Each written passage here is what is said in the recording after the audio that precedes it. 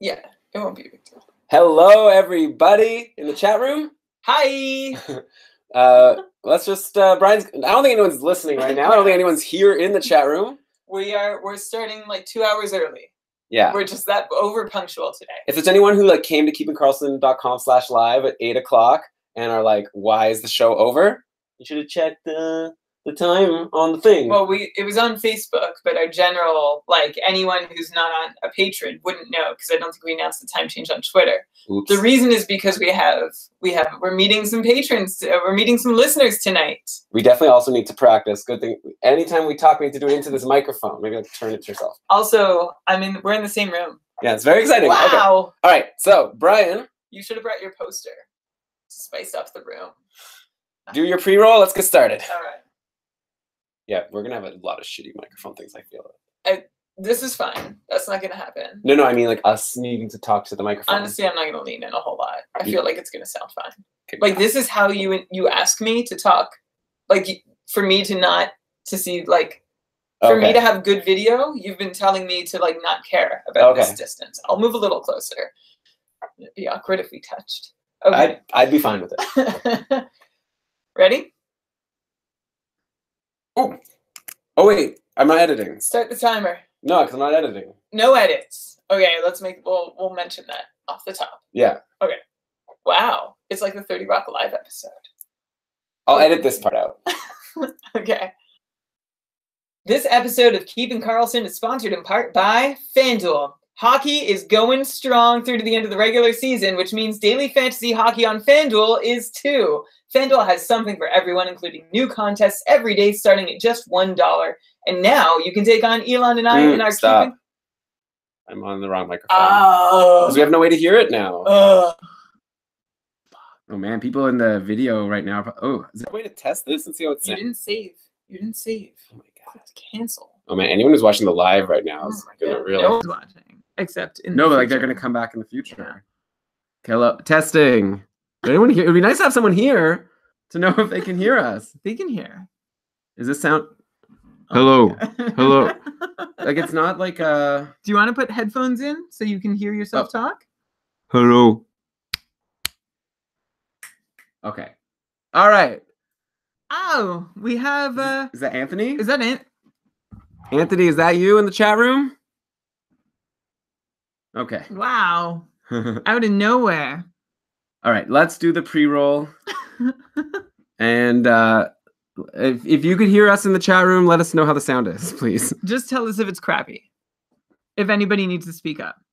All right. Yeah, so recap to anyone who's like watching this. Like, I won't put up an MP3 with this cut out if you're like really annoyed right now. We're about to start the show. Brian and I are in the same room. We don't do this very often, so we might have some technical difficulties. We were using the wrong mic for a bit, but we're starting now. It's going to be great. We got Anthony in the chat room. Perfect. He says it sounds perfect. Boom. This episode of Keeping Karlsson is sponsored in part by FanDuel. The end of the regular season is here, but daily fantasy hockey on FanDuel rolls on. FanDuel has something for everyone, including new contests every day starting at just $1. And now you can still take on Elon and I in our Keeping Karlsson Listener League. Our contest opens Tuesday morning to run on Tuesday night's games. Check out FanDuel.com/KARL for all the details and to join. FanDuel.com/Karl. See you there. See you there. Okay, now we're going to start the show for real. Do you need the timer or something? No, Why no did you timer. Tilt it to you? Because I'm going to talk. We're not going to tilt it back and forth every time. Why? We're not? No. Oh my god. You're going to need to make this work. Okay, I need to come closer. You're muscling me out of the... All right. All right, here we go. Yeah!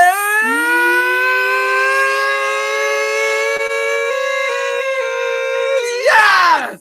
Thank you, everybody, for tuning in to another episode of the Keeping Karlsson Fantasy Hockey Podcast, the best fantasy hockey podcast in the world, hosted by two guys, Owen and Eric Karlsson, in their keeper pools. This is the last episode of the regular season for Keeping Karlsson. I'm very excited. I'm your host, Elon Dubrovsky, and with me, as always, is the forecasting fanatic, the rotisserie robot, the IPP MVP, Brian Com.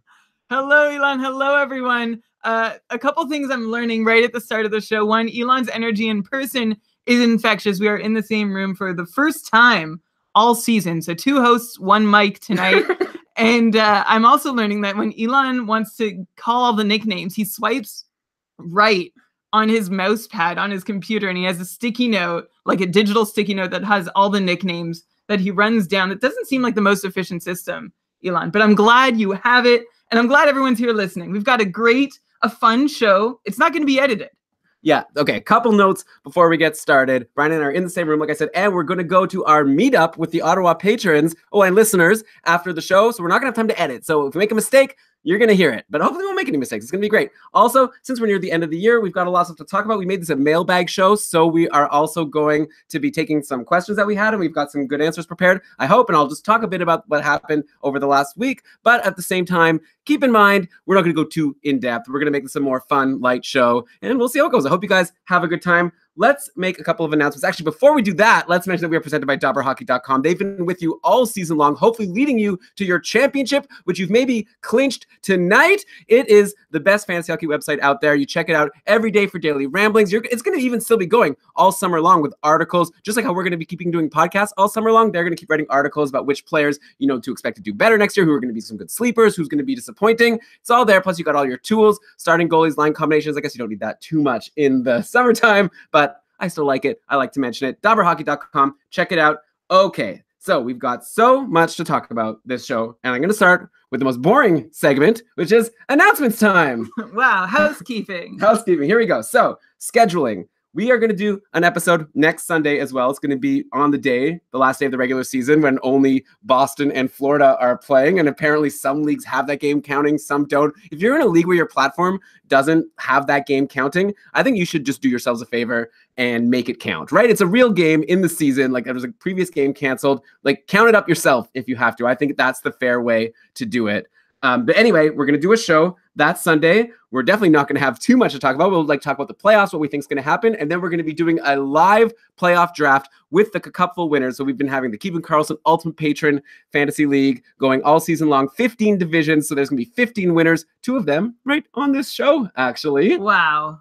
Congratulations, Brian, on your win. This year sets a record for the most cupful championships won by Keeping Karlsson hosts. Yeah, it's very exciting. But anyways, we'll get to that maybe a little bit later. But anyways, we're going to reach out to the cupful winners and have them do our live draft for the show. So that's the show for next week. Then the following Thursday, April 12th, we're going to have the second ever Keeping Karlsson hot takeoff, the first ever one that we're inviting everyone to participate in. A hot takeoff, if you don't know what it is, we're going to have people submit their quote unquote hot takes, and then a panel of judges, myself, Brian, and a cool guy, Dave Betton, who you may have heard before. We're going to be judging the takes, giving them scores out of 10. And just to give you a hint, the winner of our patron hot takeoff that we did around Christmas time was Alex P. He gave a take saying that he thinks that Wheeler is more valuable in fantasy than Jamie Benn. And, the reason why we gave it such a high score, because for a take to be good and win the hot takeoff, it's got to be hot. It's got to make you think, oh, that's against the conventional wisdom. That's something that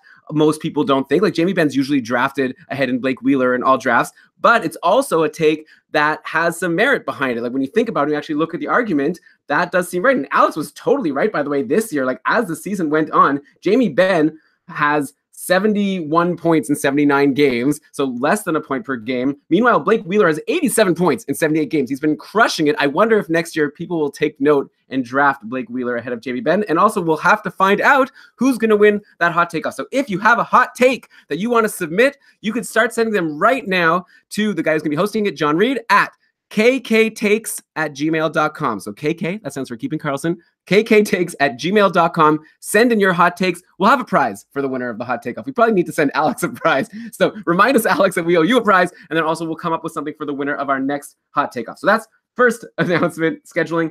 The next one, actually, let's leave it. Let's mention it later, Brian. Let's get into the show. We'll save it for the end. And just for context, with the Wheeler-Benn debate, if that's still going, Blake Wheeler is 2 points away from matching Jamie Benn's career high of 89 points that he set in 15-16. So it seems like he could very well do it over the last 4 Winnipeg games. It doesn't automatically make him better than Benn, but looking at their point totals from the last 3 years, it's a very close race between the two, closer than you'd think if you weren't paying close attention to our show.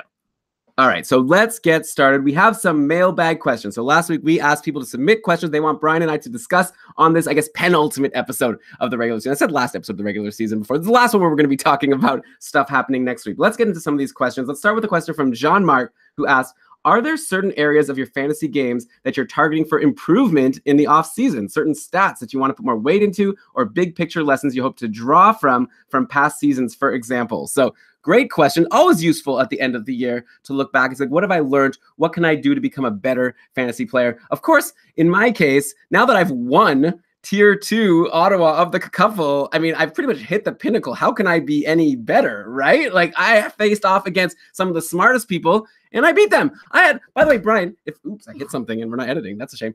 Brian, I waved my hands around too long while we record. I had a very tough road. I want to say I didn't get the bye. It's been 6 weeks of grueling matchups against Brett and then Dustin and now Anthony. 3 really hard matchups. I'm exhausted, but okay, I do have some lessons, but I just wanted to put in a little non-humble brag. What's the opposite of a humble brag? I just wanted to brag. A hubristic brag. Yeah. Okay, so I don't know, one lesson that I've learned that I want to throw out there. Am I going to talk this episode? All right, go ahead. No, I'm just asking. Go ahead. You're hogging the mic. We have one microphone to share.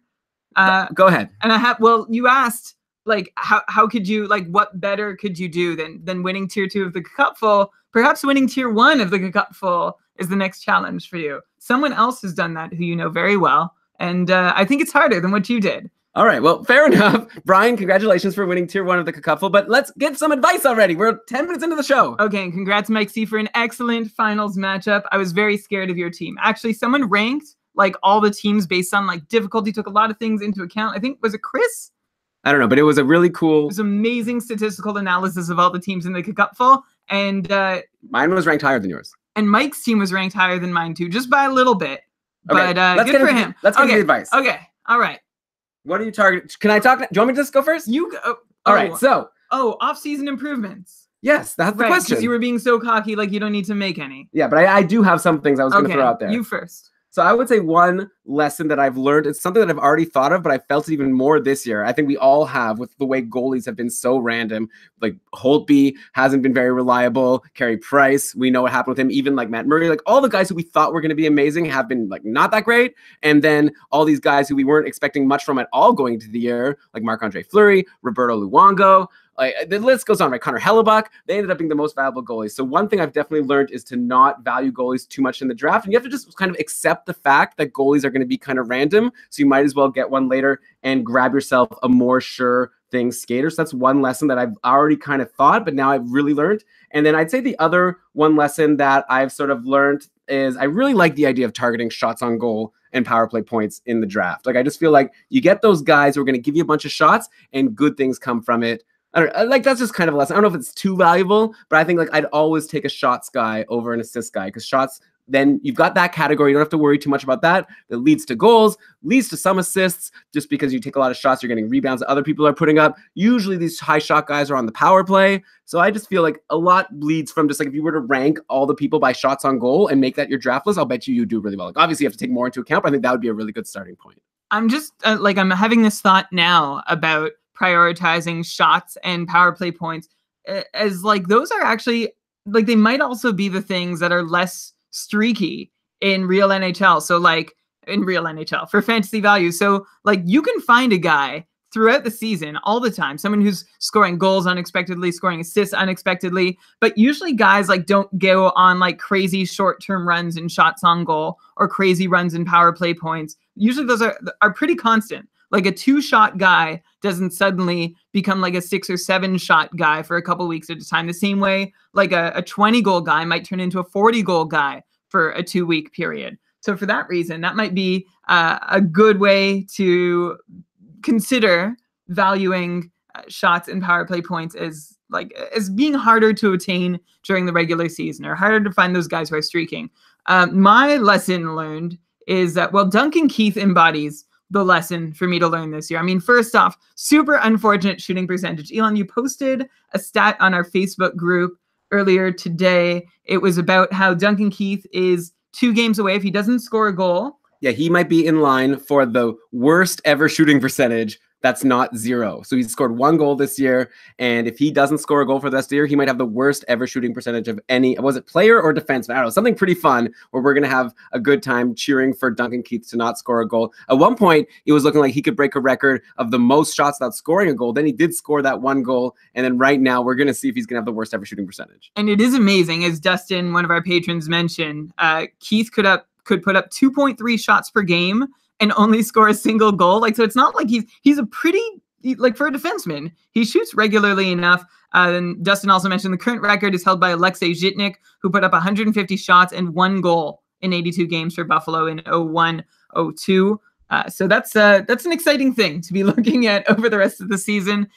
Anyway, my lesson related to Duncan Keith, like I drafted him in a couple leagues thinking he was fantastic value, like generally an unheralded we're not editing. Okay. Generally an unheralded defenseman who is good for like 45, 50 points, plays on a top power play that's reasonably dangerous, and people don't really notice him. They're too enamored with the rest of the Chicago lineup or the Chicago forward group anyway. But Duncan Keith seemed like he was hamstrung by the Nicholas Hjalmarsson departure. And actually, I have more Chicago talk later when we're going to talk about their goalie situation. But that was one thing where Hjalmarsson was a key defensive piece on that blue line. And the Blackhawks didn't really bring anybody in who could replace his defensive abilities. So Duncan Keith sort of got that burden placed on his shoulders and was able to produce less. So that was one lesson I learned. I guess the moral of the story is consider how a player's role might change to the next year. I did not see Duncan Keith's role changing at all, but I maybe should have been able to, seeing that he was one of few qualified defensive defensemen left on the team. Yeah, I guess in general, most people who are doing projections for the following season statistics, like we had Dom Lucian on earlier on, and his whole projection system is based on weighting the number of points they got in the previous year, the previous 2 years, previous 3 years, like doing a bunch of math with that, but it doesn't really account for these big changes. And Duncan Keith, he didn't go to a new team. He still, you assumed was going to be on the top power play, but yeah, it was this like external force on Chicago that really ended up hurting him, or so it seems. Obviously, the low shooting percentage contributed as well, but also, yeah, and we didn't expect that he would end up getting bumped from the top power play for guys like, oh man, now off the top of my head, I don't remember. Jordan Osterley, and then also Franson, Gustafsson, Eric Gustafsson. Did Jan Ruta even get a turn? I don't know. I think he got a couple points at the beginning of the year. I don't know if he actually took the power play. Anyways, yeah, some good lessons. Let us know. I'd be curious to know what other people's lessons are. Tweet at us at Keeping Karlsson. #lesson. No, you don't need to do that. I'm just gonna echo your lesson, Elon. I drafted 2 goalies in the cupful this year. Ben Bishop for like $28, which was reasonably high, and then Mike Smith for $11. And we know who provided the better value of those two. The point is that, like, for me, a workhorse is worth paying for, but there can be cheap workhorses, and there's enough variance in goalie performances, especially in a week-to-week league, that you might not need to spend big. So I will continue to not necessarily invest too heavily in goalies, unless, like, my hand was sort of forced in the cupful. I wanted 2 workhorses, and that was the cost of doing business. But there were some other reasonably priced goalies for under $15. It was an auction draft, which is why I'm giving these dollar values. Anyway, it's essentially the same thing as you, Elon. Don't waste resources at the start of the season on goalies.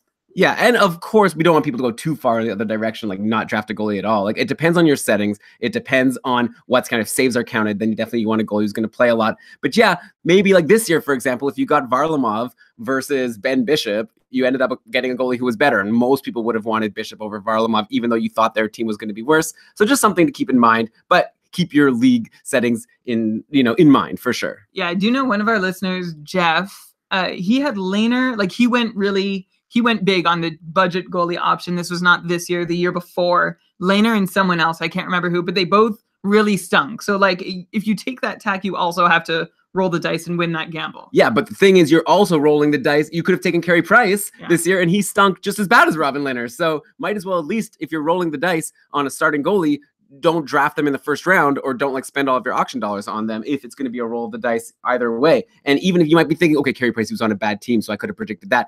Could you have predicted that Braden Holtby wouldn't be getting starts in your fantasy playoffs? Like, he was on a good team and he'd been a good goalie forever. So it just goes to show how hard it is to predict. And maybe this one year is an aberration, but we've seen it in previous years. Bobrovsky, no one expected him to do anything last year. He was going to be a tier 5, tier 6 guy. He ended up being one of the most valuable goalies both last year and this year.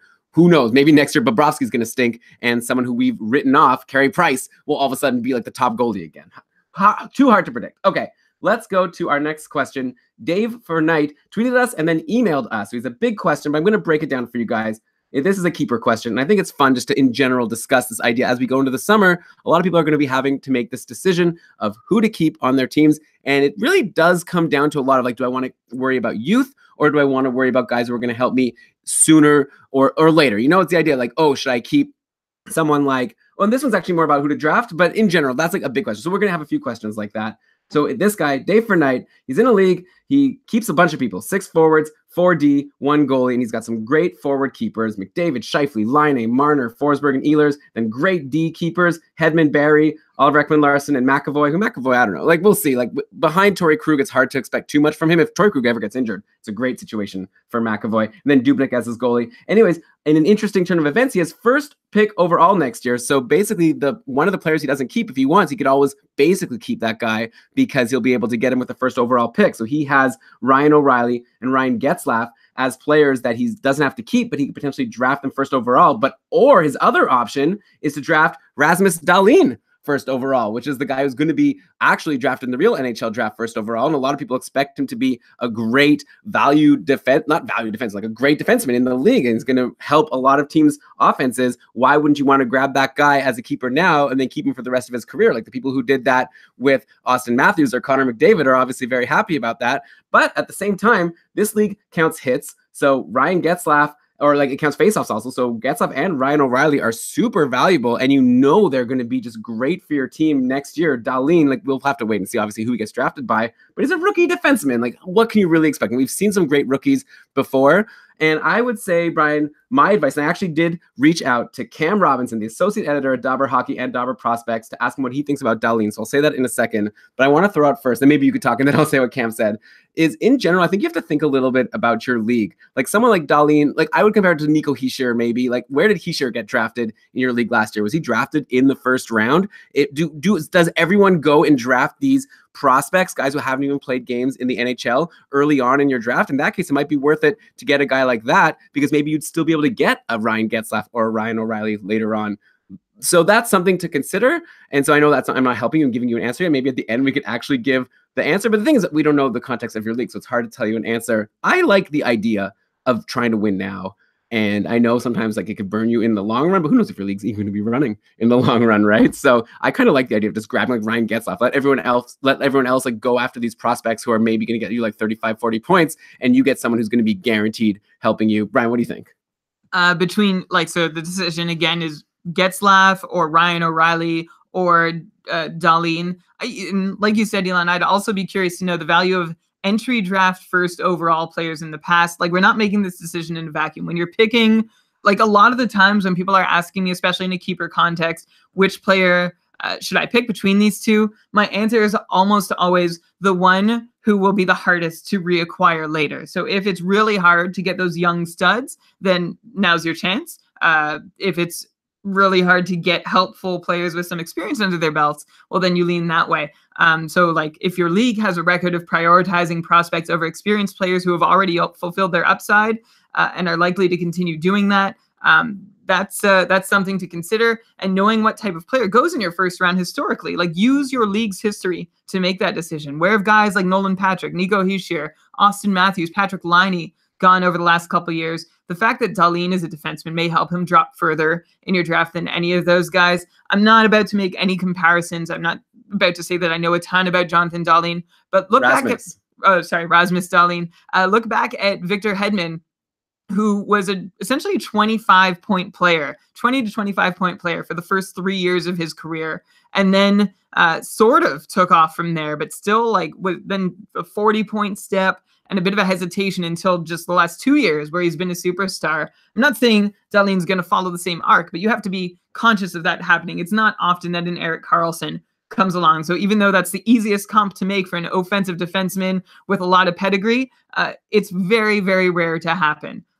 Given that the team, like your team, you have Hedman, Barry, Ekman-Larsson, McAvoy on keeper as your keepers, you look pretty deep. Dahlin could be a keeper upgrade over McAvoy. Like you said, Elon, with Krug ahead of him, there's not a lot of daylight there. While O'Reilly and Getzlaf would be picks with the 1 year lens in mind, given that you have an excellent group of keeper forwards already. I think Like what it comes down to is asset value. So if you can draft, say, Rasmus Dahlin and then flip him for a package where you get better than Ryan O'Reilly or Ryan Getzlaf, then that's like the ultimate move to make here.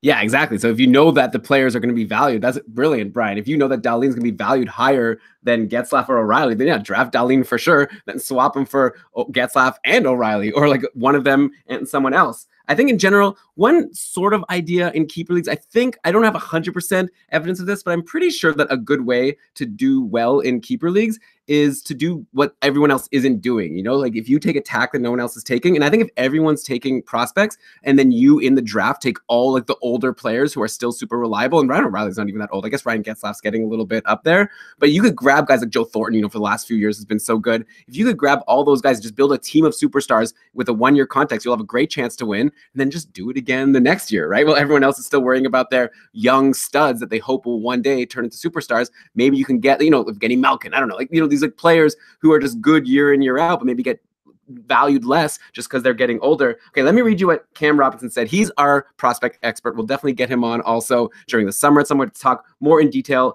about all these players who are going to be drafted. But he said, hey, I don't know why I said he wrote that to me, and I thought that's how I took it anyways. Okay, he said, I'd be actually looking at Svechnikov ahead of Dahlin for pretty much any league style. So that's one thing to keep in mind if you want to draft someone from the draft. Cam says go Svechnikov and not Dahlin. Then he wrote, depending on where Dahlin lands, it'll be darn hard for him to break 35 points next year. Long term, he could be that elite 65-plus point guy surrounded with real talent, but that'll likely take some time. And then he asked, does this guy have a lot of vets already? In which case, take the top prospect. If he's trying to add vets, Ryan O'Reilly or Getzlaf would be fine, although I expect Getzlaf to start declining soon, and Middlestat joining Buffalo may make Ryan O'Reilly a third-line center one day soon. So there is some interesting context there with Getzlaf and O'Reilly. And yeah, Middlestat, if he's going to be one center, and if Jack Eichel is the other, then maybe it is Ryan O'Reilly as the third-line center. So that's definitely something to keep in mind. Though I can't imagine they put Ryan O'Reilly in the bottom 6. I feel like they'd make someone a winger first. But yeah, lots to think about. I don't know. Sorry we don't have a perfect answer for you, but you could always tweet at us and we could follow up and try to figure out what the best decision is for you. Even Filip Zadina, the forward expected at this point to round out the top 3, could be a better offensive play than Rasmus Dahlin. And we should clarify, by the way, Cam is talking about Andrei Svechnikov, who is Evgeny Svechnikov's little brother. Evgeny, like we're all waiting. He's playing now. He's playing his first games in the NHL. And while we're all like holding our collective breath, watching to see what Eli Tolvanen does, Ellie? That's the first time I've said it out loud. Oh my gosh. Svechnikov, Evgeny, the 19th overall pick from 2015, has looked really good this week. Unfortunately for him, he's being raised the Detroit Red Wing way. The 21-year-old played 10 games before finally breaking above the 10 minutes of ice time mark in his 11th game as a pro. Now Svechnikov has 3 points in his last 2 games. They came against Buffalo and Ottawa. No power play time on ice. Playing on the 4th line with Adam Glendening and Martin Frk. So that's unfortunate at even strength. One weird part, if you're thinking of adding him, and I know like this is totally out of the blue because we were talking about his brother. Yeah, wait, who are you talking about right now? Evgeny Svechnikov. On what team? On Detroit. Okay. He's been in Grand Rapids for the last 2 seasons. His first season was better than this season. His production has taken a step back, like not necessarily putting up future top 6 NHL numbers, but the potential is still there. And like the season's over. So why not throw Evgeny Svechnikov into the top 6 in Detroit, see what he can do now so you can make a more informed decision in the summer.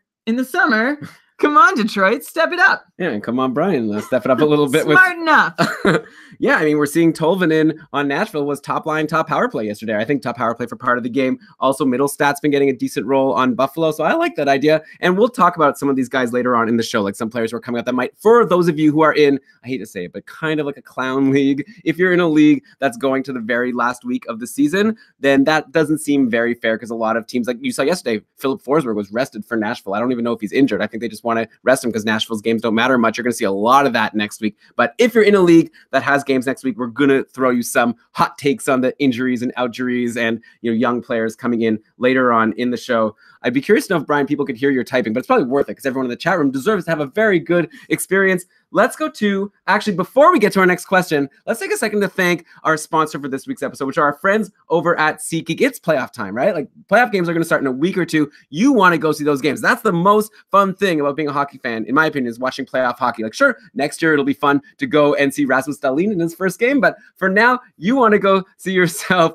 at a playoff game. So why not get your ticket from our friends over at SeatGeek? Buying tickets, it can be complicated. It can be confusing. There's a better way to buy with SeatGeek. They're the smartest, easiest way to get tickets to every type of live event. Whether you're searching for a last-minute deal, planning a night out with friends, or need to find the perfect gift, SeatGeek helps you find the best seats at the best prices, fully guaranteed. Brian, I don't think I've mentioned this to you. I'm going to be in Pittsburgh in a couple of weeks. I'm going to a conference for my work. I'm definitely going to check on SeatGeek and see if I can get into a Penguins playoff game. That would be so amazing, especially because I have this side bet, not a side bet, like I made a bet on the internet that the Penguins will win the cup and I can win a lot of money. It'll be so much fun to see it happen. Hopefully Brassard and Kessel will be healthy and playing in that game. Anyway, all that to say, I'm definitely going to use the SeatGeek app because it's super easy to use. I'm going to be able to sort all the ticket prices by value. And I don't know, maybe it'll be sold out, but SeatGeek will have it. Because they aggregate all the tickets. It's great. So check it out, SeatGeek. And if this would be your first SeatGeek purchase, you could even get an additional discount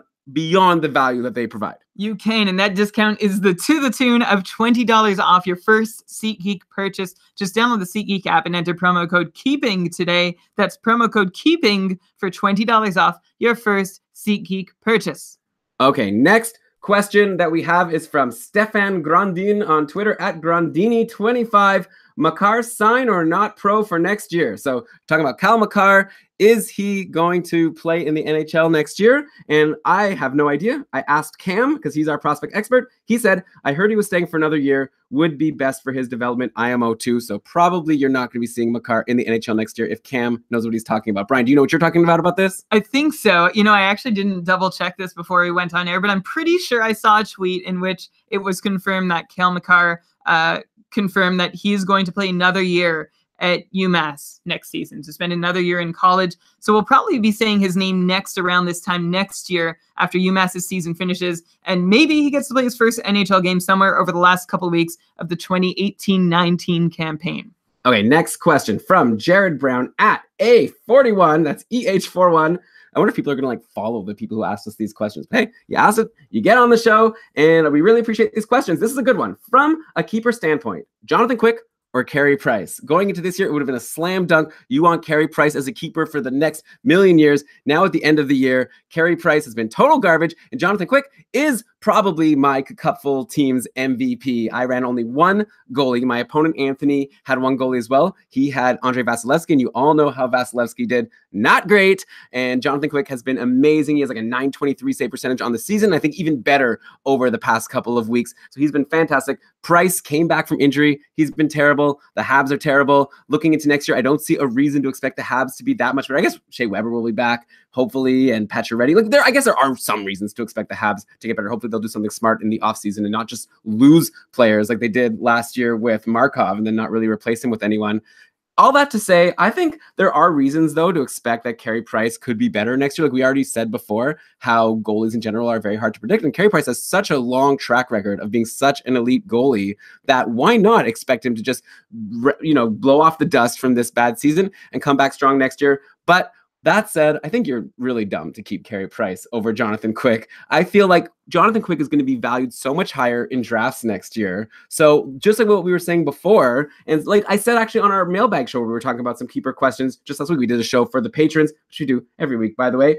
And I said, leave the player as a sleeper and not as a keeper. Like Carey Price is not going to be someone that people are rushing to grab in their drafts. So why not keep Jonathan Quick? And if you have a good feeling about Carey Price, I'm sure you'll have the opportunity to draft him. You don't need to keep him because no one wants him. Well, again, I wonder who's going to be available later in your draft. Which guy is more redraftable at the lower cost? And so that's the guy I would not keep. But not knowing that. I mean, we do know that. It's Jonathan Quick is going to be the goalie that everyone wants. He had a great season this year. LA's a better team. Like, who's going to be the guy taking Carey Price? I think there's a side.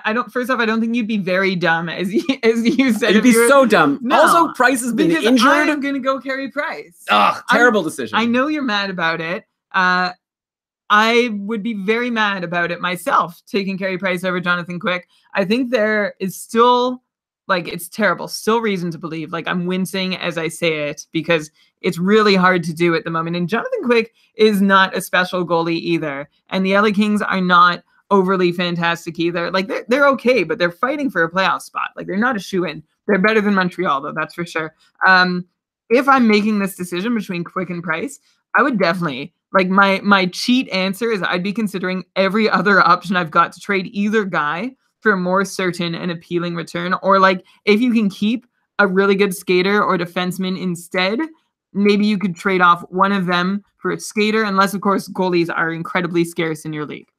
Brian, I'm making like so many faces for the people in the chat room now. He's a .917 goalie in his career. He's been a league average goalie for the 4 years before this one. And before that year, he was a .902 goalie. Okay. Even though Jonathan Quick has been a league average goalie, he's still been a well above average fantasy goalie almost every season. Like, he gets so many wins.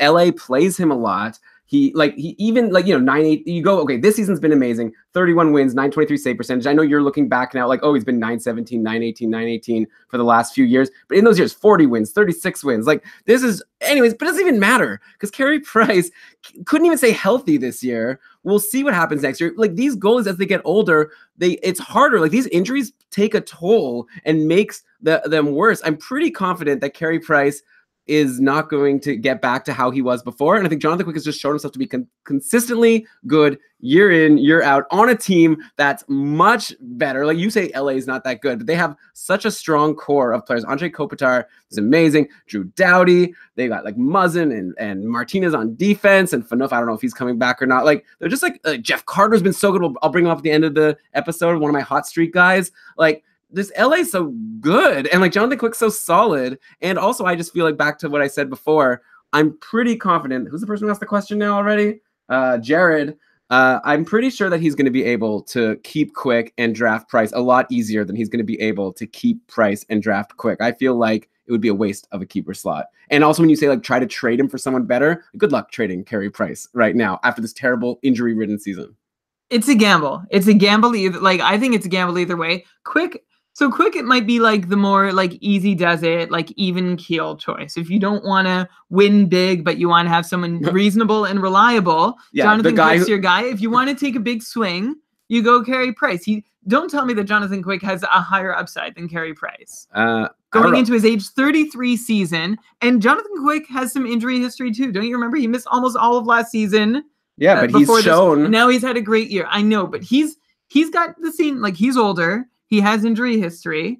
So I think there's still reason to be concerned. Jonathan Quick is like the nice, easy, conservative choice. Carey Price is the big swing. Yeah, why take a big swing on goalies? We've already talked about how you don't want to. I don't know. Anyways, up to you. Like, if Brian, like, I'll bet you anything you're not going to be drafting Carey Price next year. But okay, that's my prediction. That's not even the conversation. Well, I just feel like you're saying okay. You're saying I'm not going to practice what I preach. If I had Quick and Price, I'm saying legitimately I would think very hard about keeping Carey Price. Like, he would be the leading contender at this point, and then I'd probably G-talk you and say, Elon, what do you think? And you tell me I'm dumb. Yeah, okay. Just like I said to the person who anyone else who decides to keep Price over Quick. Again, you'll be able to draft him, which is what comes down to all these keeper decisions. Okay, let's move on. Next question from Jay.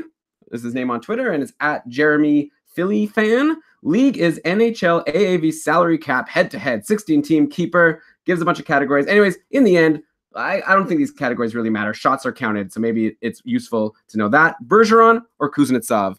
Who do you keep? This is a very clear example of like an older player who's maybe like Bergeron is so good. Like, he is probably underrated. This season he had 61 points in 60 games, over a point per game. This is a guy who I don't think anyone was expecting to be like a point per game guy this year. Like, last year he kind of broke out and had 53 points. Oh no, last year he had 53 points in 79 games, 68 points the season before. And I remember in the offseason, we're like, which is the real Patrice Bergeron? Is he closer to the 70-point guy, or is he closer to the 60-point guy? 55-point guy like it was last year. Turns out he might be an 80-point guy from what we're seeing. Plus, he helps you so much in shots on goal. He takes a ton of shots. He had 300 shots last year. He's well over 200 shots this year, even though he's played only 60 games. So I think if I'm deciding like which player I expect to be more valuable next year, but like having said that, I don't want to shortchange Evgeny Kuznetsov, who I feel like I have sort of shortchanged him in my head. Like we haven't talked about him that much on the podcast. He's having an amazing year. He has 77 points in 75 games. So he has the exact same point pace pretty much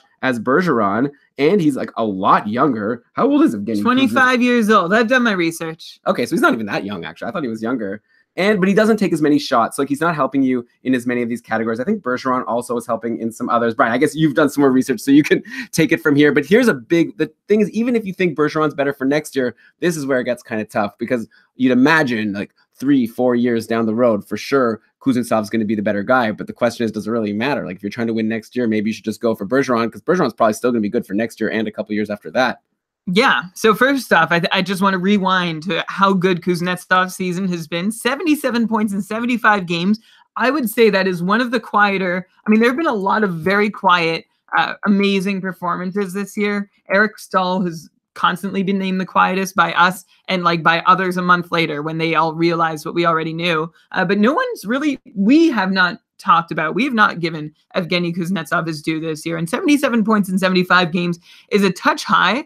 But like, there's no doubt he's still at least a 70-point player in a normal year with the numbers that he's been able to put up this year. Between Kuznetsov and Bergeron, no difference in hits or blocks. Bergeron gets more shots. Kuznetsov has more penalty minutes. Bergeron also on one of the best lines in hockey, and Kuznetsov, who knows? It's a cap league, so Kuznetsov makes about $1 million more than Bergeron, 7.8 mil to 6.875. Kuznetsov is also 7 years younger than Bergeron, but it kind of depends. Like if you're going to take Bergeron and save $1 million in your cap space, what are you going to do with those $1 million? Is that going to make up the difference between Bergeron and Kuznetsov? Anyway, to give you some kind of answer and bring this to a conclusion, I am going to take Evgeny Kuznetsov. He's in his prime years, turning 26 in a couple months. Though you have to wonder, once Alex Ovechkin tails off, who's left in Washington for Kuznetsov to set up? Like, we need to hope that Vrana turns into someone amazing or Burakovsky. Kuznetsov is going to need to play with someone he can set up.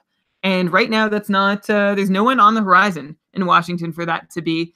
He's probably talented enough to still handle his business well enough. But you look at the other side, and you have no doubt that Bergeron, Marchand, Pastrnak are going to be a crazy good line for another couple years. So if you want to be cautious and enjoy the next couple years with another $1 million in cap space, there's reason to go for Patrice Bergeron.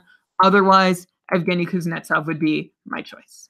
And plus, even if, Pasternak's young, Marchand, there's other good players on Boston too, like Donato, Jake DeBrusk, like Danton Heinen. These are okay players. I wouldn't say they're good. Like, if you're asking me to fill a top 6, I'm not coming at you with names like Jake DeBrusk and Danton Heinen. Well, I mean, aren't they? Isn't this like their rookie seasons? Like, these are players who we expect to be good at some point. Or am I totally wrong about this? We're all gonna do some live research here to see how old they both are. They're rookies to keeping Karlsson, that's for sure, because we didn't talk about them before this season. Yeah. So Heinen's in his first pro season. He's 22 years old. He'll turn 23 this July.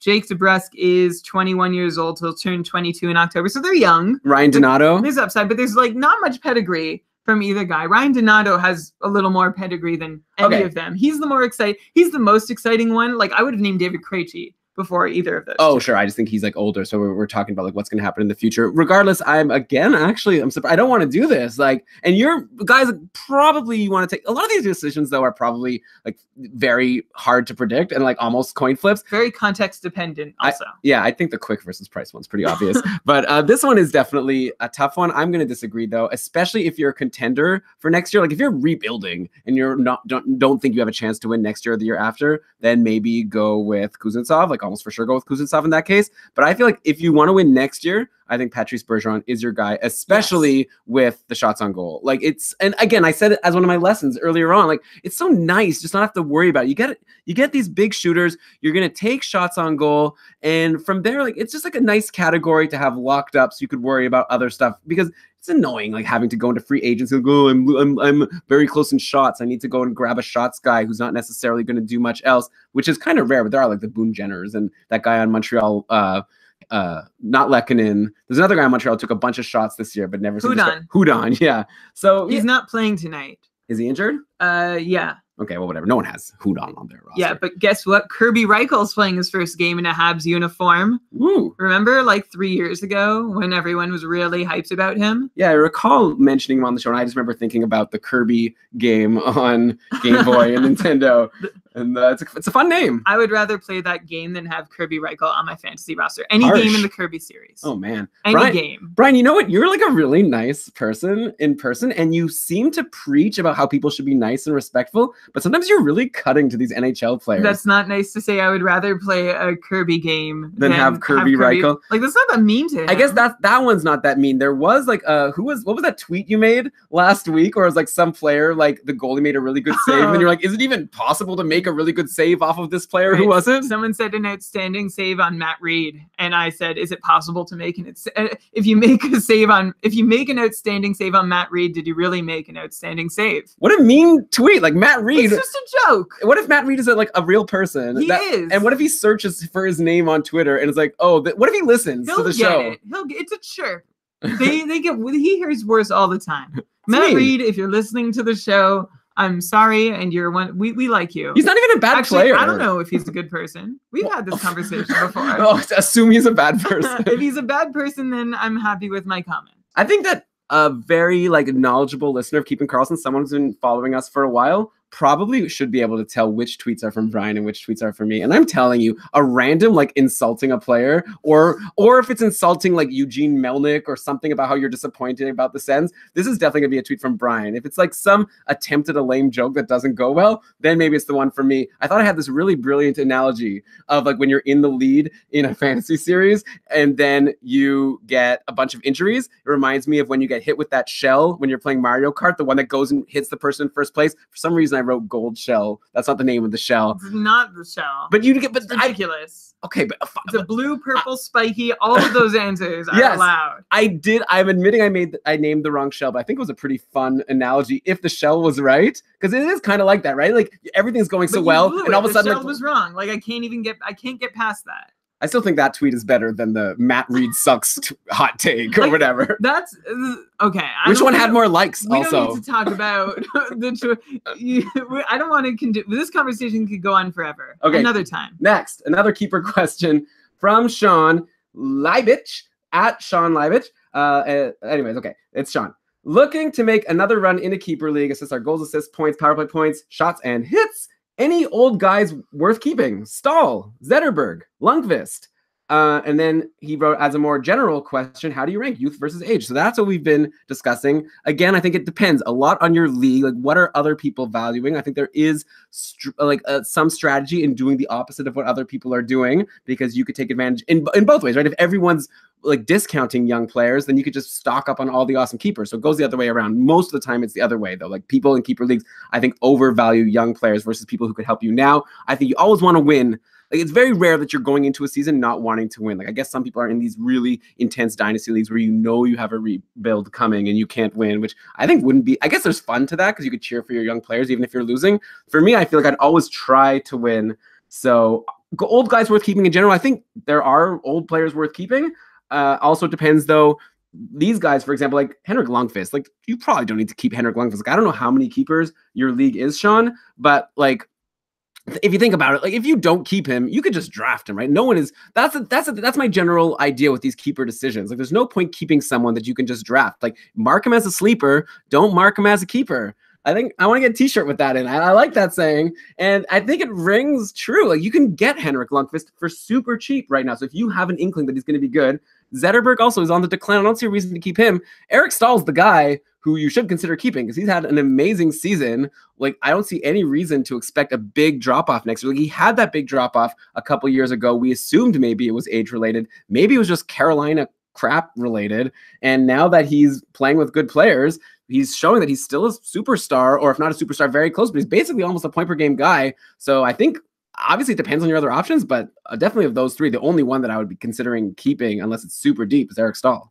Yeah, keep Stahl. Out of Stahl, Zetterberg, and Lundqvist. Elon, a lot of what you said rung true, so I'm not going to repeat it. I'm just going to talk about Eric Stahl for a minute. I wouldn't expect him to quite repeat what he's done this year, but like, he just passed for 40 goals, or he's at 40 goals, but it sure seems as though it'll be okay to hope for at least 65 points in Stahl's age 34 season next year, the way he's being deployed. And I think it was an issue of him being underutilized in Carolina. And then he went to New York, who did the same thing to him. He finally found a team in Minnesota that's ready to love him the way he still deserves to be loved. Like, he did not fall off a cliff in terms of offensive upside at the age of 30, the way it looked like in Carolina. As for Henrik Zetterberg, he's had a really icky season, so inconsistent. But again, it's hard to be consistent for Zetterberg when he only has 50 points to spread out over 79 games. We had the conversation before the season about whether Zetterberg was closer to his 2015-16 total of 50 points or last season's total of 68 points. And my guess was somewhere in the middle between those two, between 50 and 68, with a lean towards the lower end. But the answers turned out to be more than a mere lean towards the lower end. It's essentially been the lower end for Henrik Zetterberg. He's on pace. If he can keep his current point pace, he'll end up with 52 points. And it's hard to think he's going to be able to offer a whole lot more next year on a Detroit Red Wings team that, well, put frankly, needs a lot of help. I mean, they do have, like, I don't know. I think we kind of disagree a little bit on Detroit. To me, like, I think Detroit does have some pieces there. Like, there might be some really good players for Mantha, Athanasiou, Larkin, Nyquist. And so, yeah, like, I guess. And Larkin is really turning into a superstar. Zetterberg hasn't played with Larkin this year. They've been on separate lines. I guess they're both centers. So that's obviously not good for Zetterberg. And so maybe it doesn't matter. Like, they can play together on the power play or something. So, yeah, if Zetterberg's going to not play with Larkin or Mantha, like the last game for Detroit, they were going with Mantha, Larkin, and Darren Helm, who had a really crazy chance. I don't know if you saw that. I don't know. Was he like kind of like had a breakaway and then like went around the net, and it was cool. Anyways, and yeah, it was Zetterberg with Nyquist and Bertuzzi. And I guess we've seen that Zetterberg playing with Nyquist isn't enough this year, at least, to make Zetterberg a superstar like he was last year. He had like 68 points. It was amazing. So yeah, anyways, yeah, Detroit has some good players, but I do agree with you that I don't know if Zetterberg is going to play with them, so it doesn't really matter. Next question. Yeah, I mean, I was just gonna close the loop with saying, echoing what you said about Henrik Lundqvist, which is like, to forget it. Even if you do, like, even if you don't keep him and you're considering drafting him, I mean, we'll see what it looks like come September, October. But the Rangers are going into rebuild mode. Alexander Georgiev is making a case for more time, and the defense is currently even thinner than it's been in the past years, which is really saying something. So I would be scared to own Lundqvist or any Rangers goalie next year.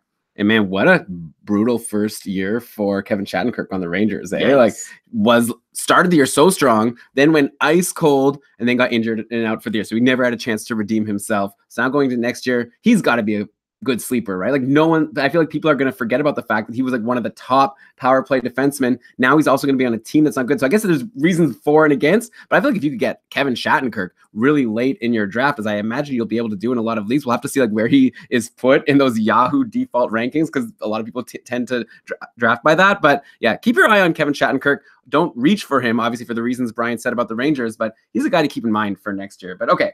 Did you want to say something about Shattenkirk, or should I go to the next question? No, go ahead. We'll talk about it in the summer, maybe. Yeah. We got a summer. By the way, guys, we've got a summer series coming. We're still going to be doing shows. Like I said, we're going to do a show next week, which is going to be our playoff pool draft and just kind of general playoff talk. Real playoffs, not fantasy playoffs. But then after that, every couple of weeks, we're going to come up with an episode looking back on the season, starting to prepare. Like, the really hardcore fantasy players should be listening to these episodes. We'll try to make them fun. Don't be like, oh, I'm done with fantasy. Maybe if you're like that, you're probably not even listening to this episode, which is too bad, because I think we're having a good time here. But yeah, check out the summer series. I think you'll like it. Okay, let's go to the next question. Another keeper question. I think the last keeper question we have.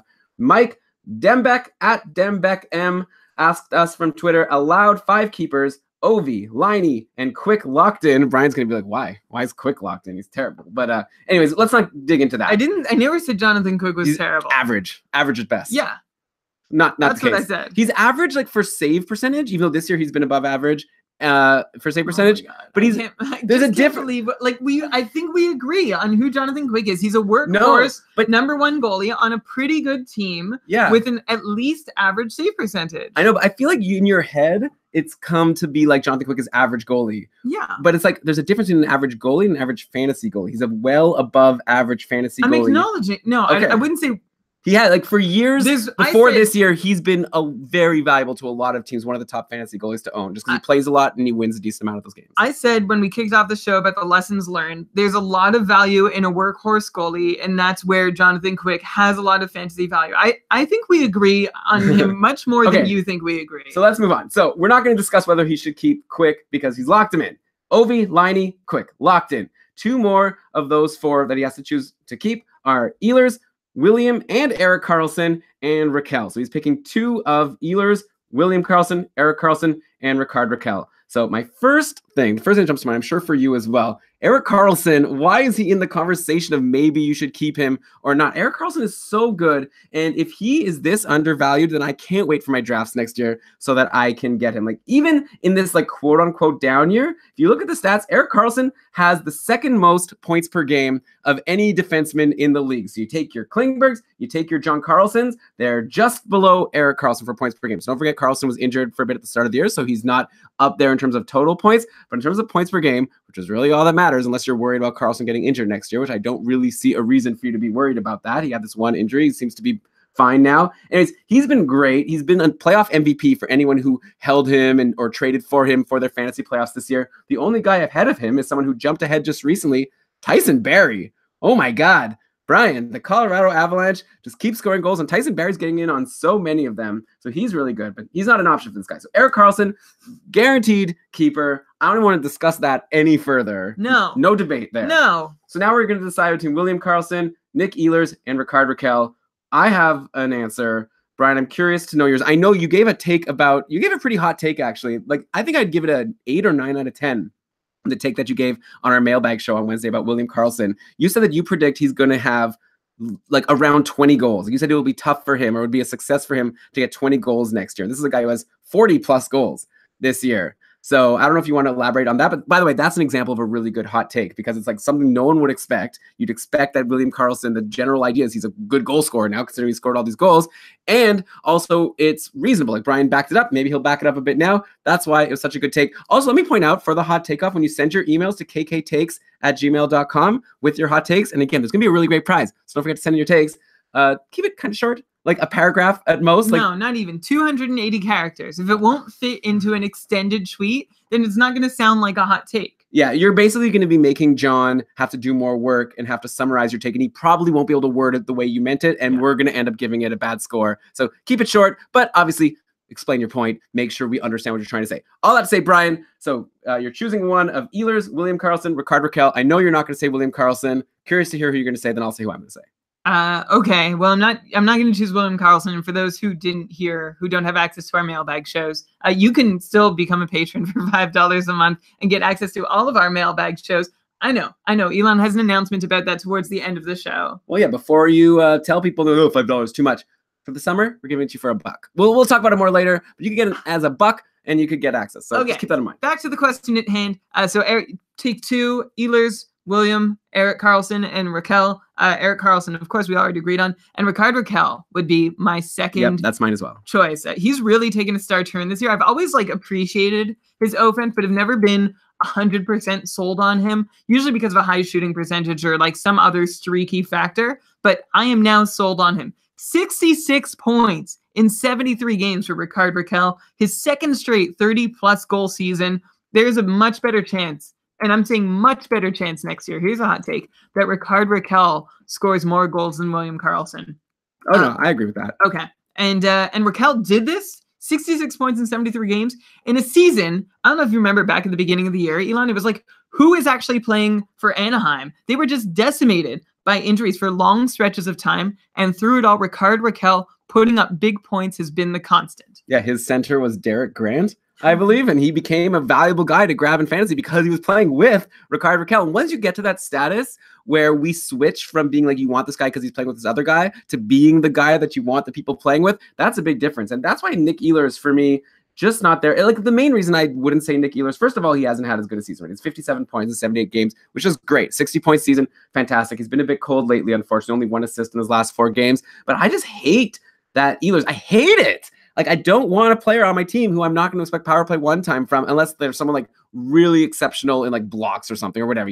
Eric Johnson's been great, not on the top power play. I wasn't expecting that. Ehlers is an offensive guy. He can't get on that top power play on Winnipeg. It doesn't matter who gets injured. Scheifele gets injured. He still didn't get there. I'm sure if Wheeler got injured, I just feel they don't want Ehlers on that top power play. Lately, they've been running Liney, Scheifele, Stasny, Wheeler, and then Dustin Byfuglien, and they give Nick Ehlers the second power play duties. You guys like Adam Lowry, I feel got more top power play time than Nick Ehlers this year. I don't know if you can look that up quickly, or maybe it's not worth it. So yeah, Ehlers is really good. He's going to continue to be a great offensive contributor. Like he's going to be a solid 60+ point guy. I think every year he's going to be in that top 6, playing with really good players. He's really clicked with Laine and Stastny since Stastny arrived in Winnipeg. No question about it. But, you know, I'm going with Rickard Rakell also. Top line, top power play, good, like he just seems like he's a really good superstar and like a really good player, and he helps you in shots. Like overall, he hits. I don't know if this league counted hits. I don't know if Mike said that. Oh, he didn't. There's no hits, but still, I like Rickard Rakell. Okay, next question. We've got 2 more questions, then we'll like run through what's been going on for the past week. We're gonna lightning round the injuries, roster changes, injuries, hot streaks, whatever. We're gonna lightning round 2 more questions. Okay, so Anthony asks, but no rush, by the way. I know sometimes I worry that when I say, like, let's hurry up, that I'm worried people listening, I'm stressing them out. Like, Brian and I are cool. We got time. We're not meeting our friends, our listeners at the Clock Tower pub until 8 o'clock, and it's like 7:10. So whatever, we'll be late. You know what? Let's slow it down. Wait. Let's slow it down for a bit. Okay. Let's ease into our next question, which is from Anthony Di Costanzo at Tony Dico on Twitter. Okay, everyone's now having to speed up their podcast. What podcast do you guys listen to? That's fun. It's not even a fantasy question. We never said you had to ask a fantasy question. I'm surprised we didn't get more. Well, I'm not surprised. We're boring people. Why would you care about us? But if you're curious, I have some answers. In terms of hockey, I listen to the PDO cast with Dmitry Filipovich, and I listen to TSN Fantasy Analytics podcast, which features guys like Scott Cullen and, oh man, I don't have the names on top of my head. Travis Yost, James Myrtle. All the best guys that I think have really strong takes, and some of them we've had on our show, and they're always really great. So I would say those, and Dimitri for the PDOcast has great interviews as well. So those are, I think, the best podcasts to listen to help you in fantasy. I'm sure, like, I don't really listen to these, more fun sports podcasts. I know probably a lot of our listeners do, like Merrick versus Wachowski and whatever. It doesn't exist anymore. There's now the 31 Thoughts podcast with Merrick and Elliot Friedman. Yeah. So, I mean, I just don't listen to hockey podcasts for entertainment. Like, I just want to get the numbers, the deals. I don't want any jokes. Maybe you guys are going to say, like, why are you guys being silly? Like, generally, we don't try to make jokes, right? We're just trying to give you the important information. We are very serious people. Elon, can I ask you a question? Would you listen to an infotainment hockey podcast? No. Like, unless... You need all 100% information.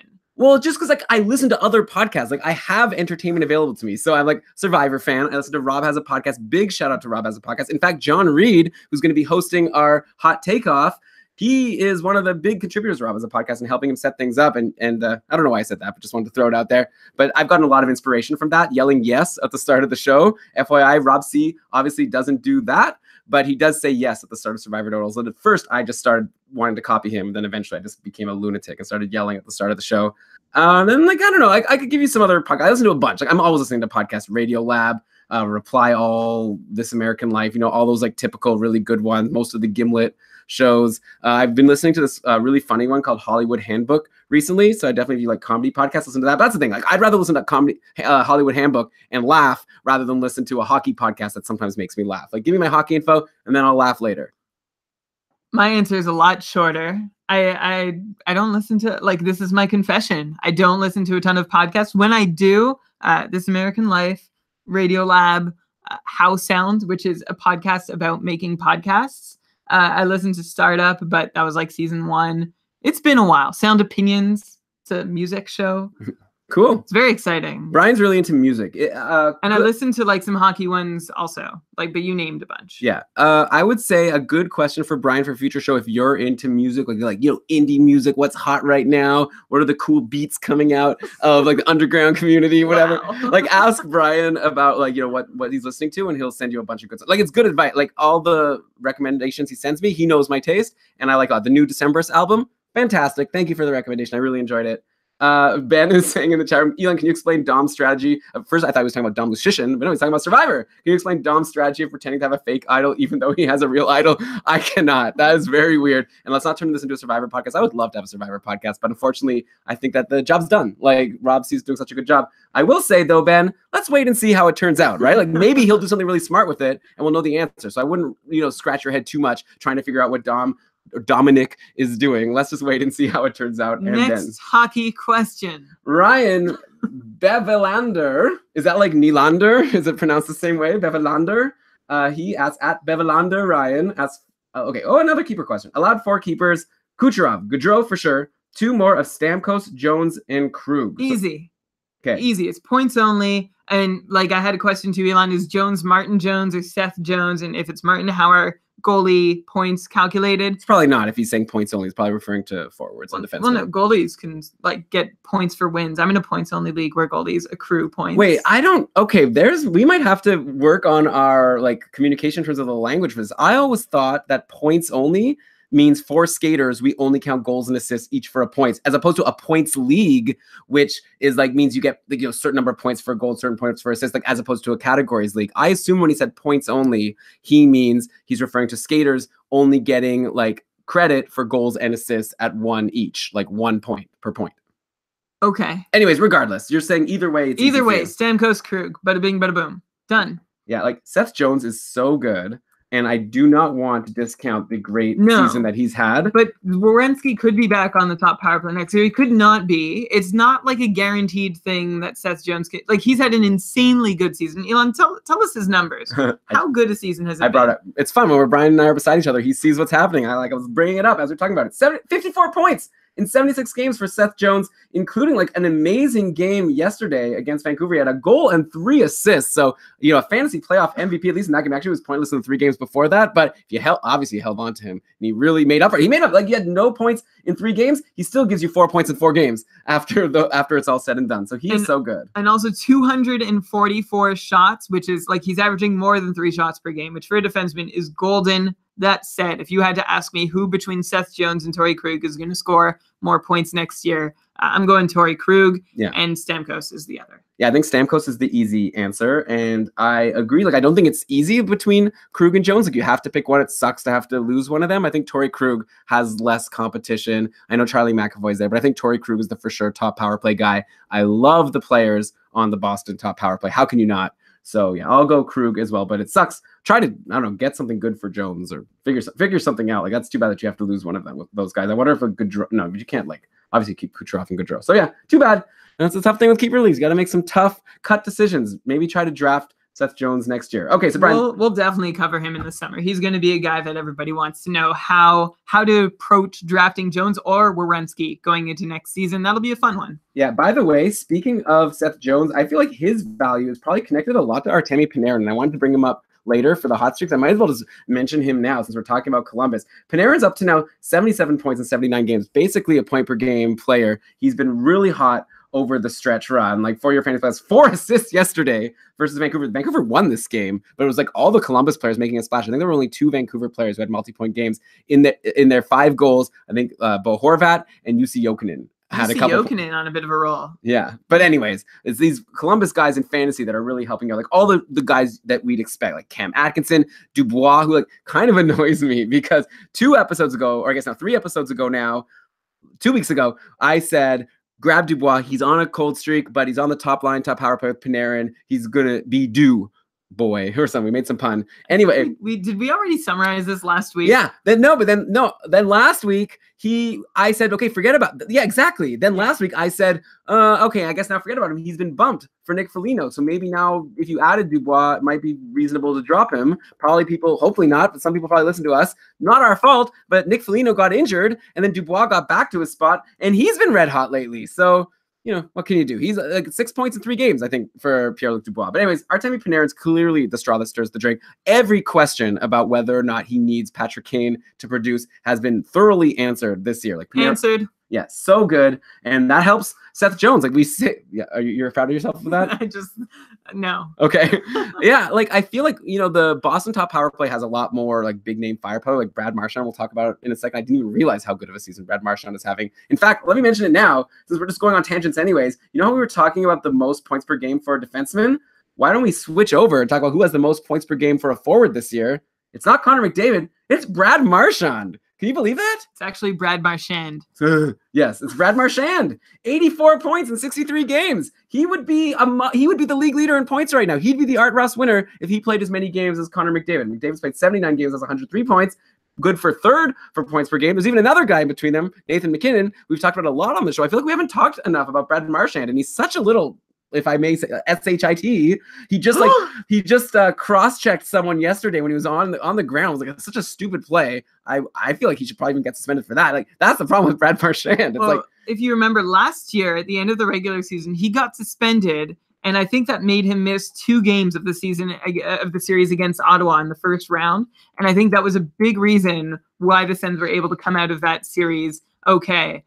So hopefully he can stay in the lineup. It looks like we're going to get a Boston-Toronto first-round matchup right now. The probability for that is rising by the day, and that I would have so much fun watching that. Wait, I thought my impression was that we were going to see a Tampa-Toronto first-round matchup. I know. Let me just check that. Let me fact check you here. I know we're going to talk about the playoffs more next year. I think I just said fact check and not fact check, but let's just go with it.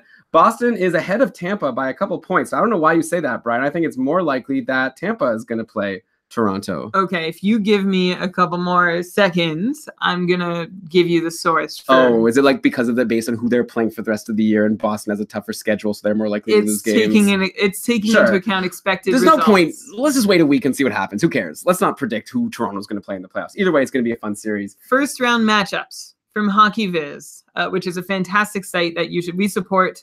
We support it. You can too. HockeyViz.com. Toronto has a 62. Okay, sorry, you're right. It's a 62% of playing Tampa, 38% chance. I thought if I wasn't here, Brian, you'd be spreading so much misinformation. I thought I read 58%, but 38% is still.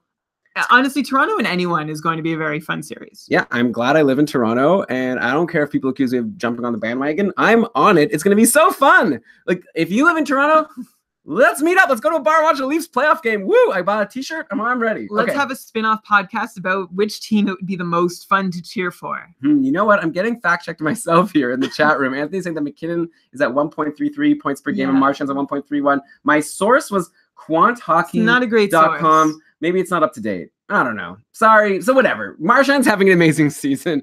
So whatever. Maybe McKinnon's having an even more amazing season. Anyways, I just think it's interesting in general to realize that Marchand is basically at the same level. Like, who cares about nitpicking 0.01, 0.02 points per game? My main point is people assume, like, in drafts next year, you're going to go Connor McDavid for sure, #1, no question. But, like, Brad Marchand and McKinnon, whatever we discussed, like, Marchand, by the way, has left-wing eligibility, so he helps you more in terms of position, and maybe he's just as reliable for points as Connor McDavid. So, I don't know. Like, I feel weird saying, like, don't draft McDavid first overall if you have the opportunity, but there are reasons not to. For what it's worth, I have Brad Marchand and Nathan McKinnon tied at 1.33 points per game.